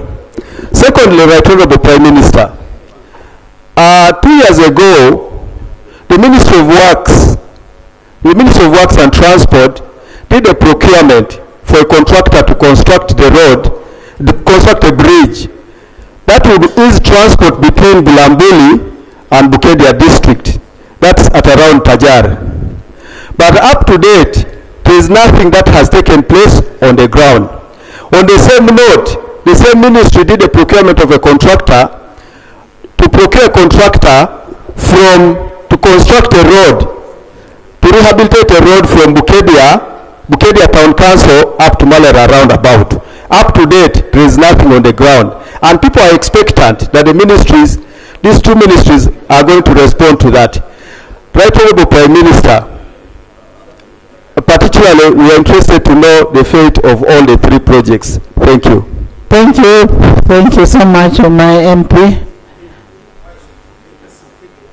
Hey, you mean Bukedea should not benefit?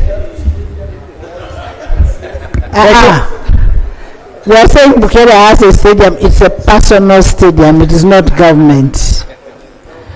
Yes. That Honorable Speaker and Honorable Members, the matter our brother is raising is a critical matter. And so I want to request him to put that question in writing so that I can get answers from the concerned. Thank you. With details. Thank you so much. Jennifer was on the floor. Kazo. But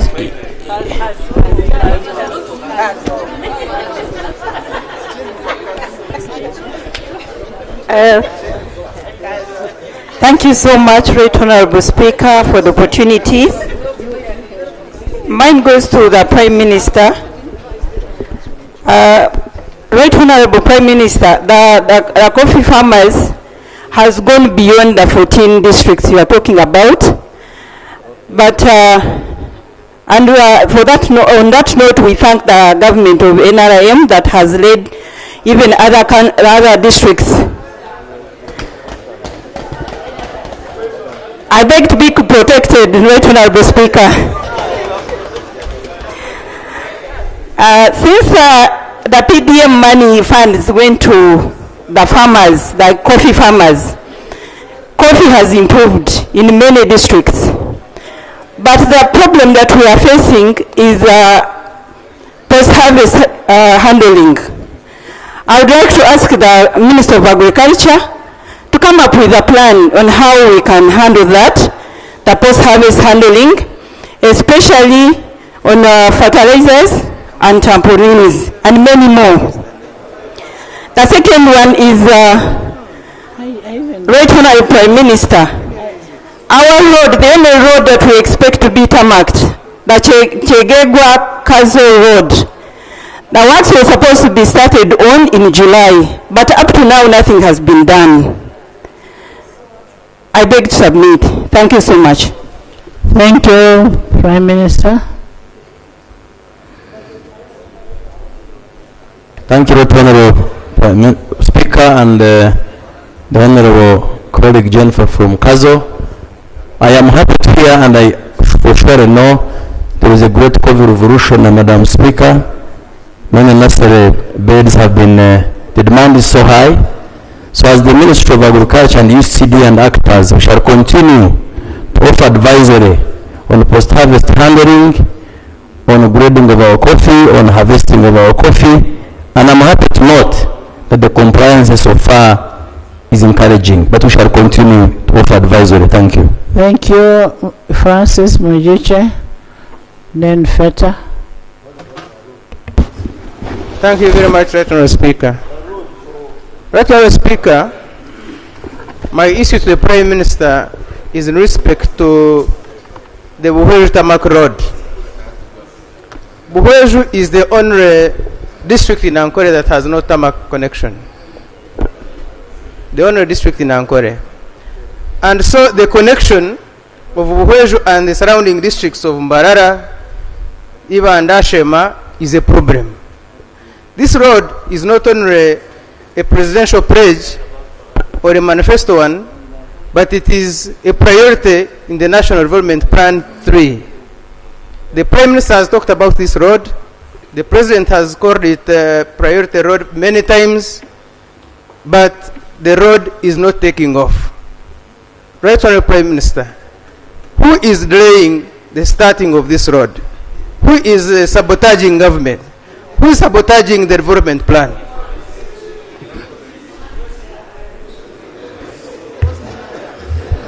Right Honourable Speaker and Honourable Members, all the processes to have that road done are almost complete. The Ministry of Works, through UNRA, already identified a contractor, China Railway 18. The Attorney General's office has given the guidance. What remains is bringing that pre-financing project to Parliament. We pass it and they start working. Thank you. Feta. Thank you so much, Right Honourable Speaker, for the opportunity. Right Honourable Prime Minister, I want to thank government for the rehabilitation of Karuma Dam. However, the traffic that the road has been holding cannot be able to go through the alternative road that has been proposed. Yesterday we sat as West Nile Parliamentary Caucus and requested government to grant us access through Chikomanyombo to Tange, because the matter we're talking about is affecting livelihood, the matter is affecting businesses, is affecting sick people, and we urgently need a response from government on this matter. Right Honourable Prime Minister, when are you causing us a meeting with UWA and the Ministry of Tourism to address this matter? I thank you.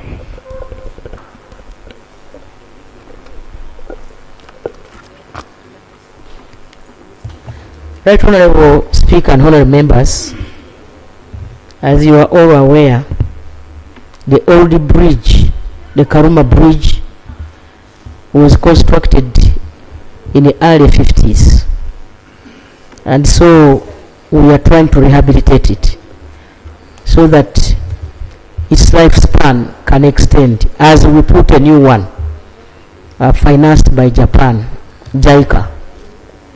But Honourable Speaker, because of that rehabilitation or repair, government stopped vehicles from using that bridge. And so there are alternative roads. One is through Hoima, Buliza, Para, up to Pakwach. The other one is through that Maxon Falls. He talked of a very complicated name, Chico. That road is from Masindi to Chikomanyombo Gate. It goes to Para and it exits at Tangi to Pakwach. Yes, Right Honourable Speaker, there is also another route from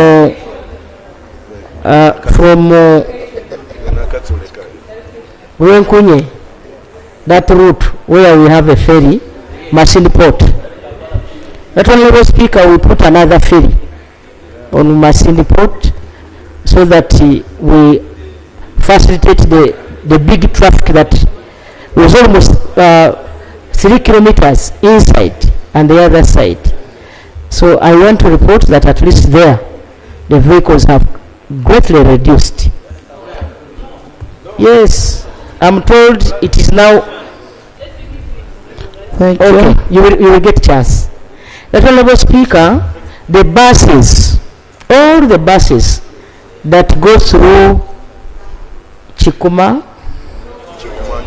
that one, don't pay. Even the passengers don't pay. Reason being that the buses take many people. The other issue is, Honorable Speaker, that reserve came into force in 1962. Now, since that time, we have attracted tourists. According to UA, the many small cars, if allowed to pass, they are more than 300 daily. And that UA officials cannot give security to people in those small cars, since they are elephants along that route. It is dangerous according to them.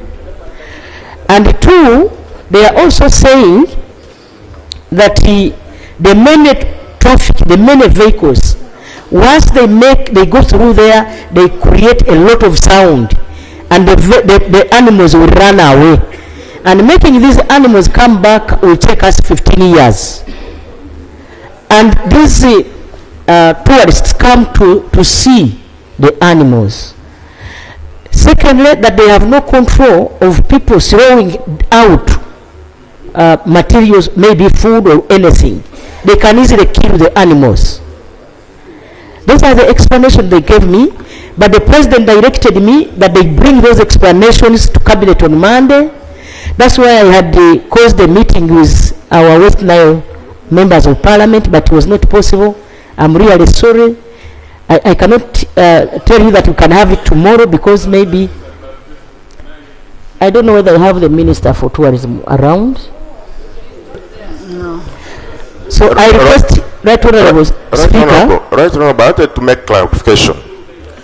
We have been passing on this road and paying it dutifully without asking government to grant us access when we had alternative.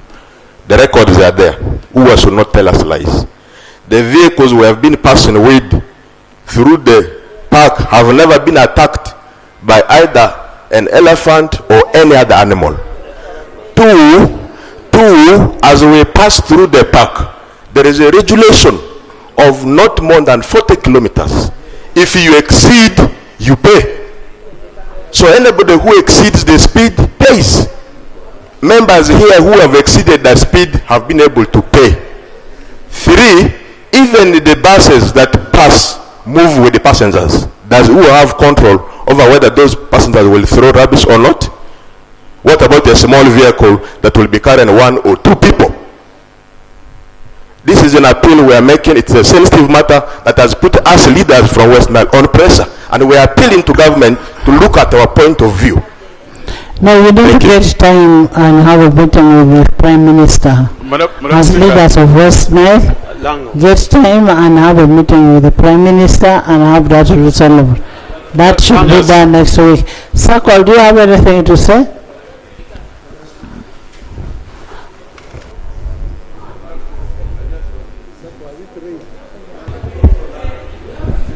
Thank you very much. Both Lango and West Nile, all the affected areas.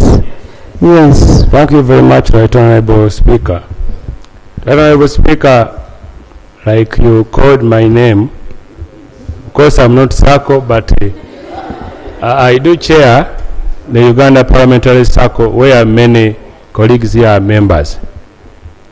Right Honorable Speaker, some time back, the Uganda Parliamentary Circle purchased land with a plan to prepare a decent place for its members 2 years ago.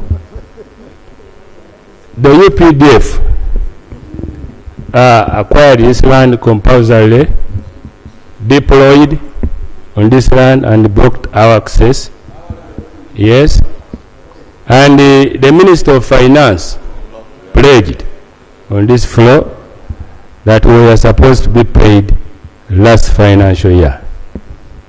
This is totaling to 258 acres, valued by the government valuer at 33.5 billion.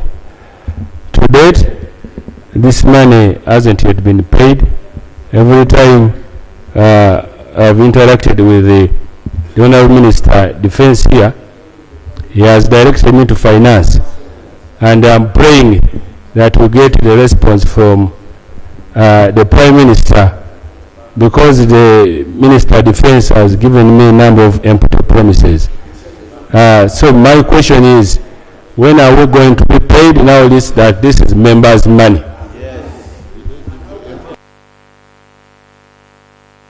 If not, when is UPDF vacating our land?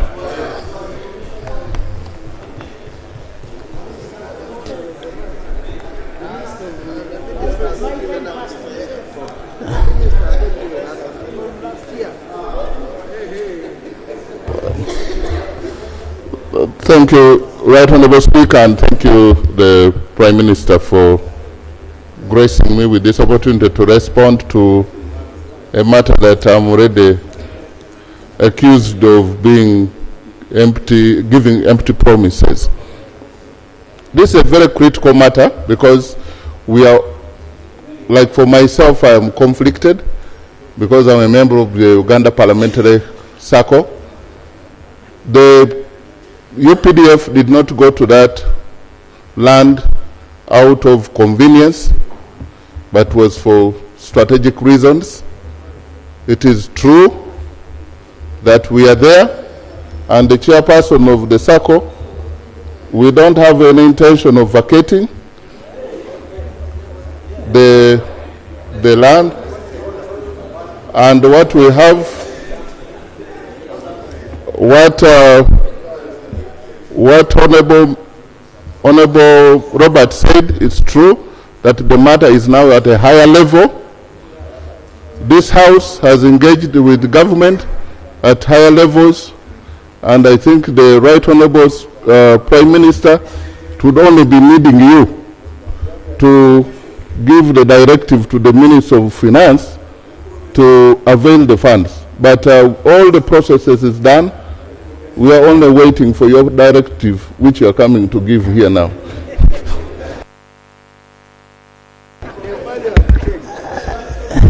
Honourable members,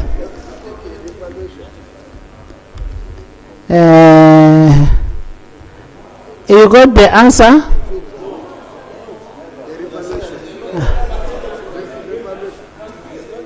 The answer was it is being handled.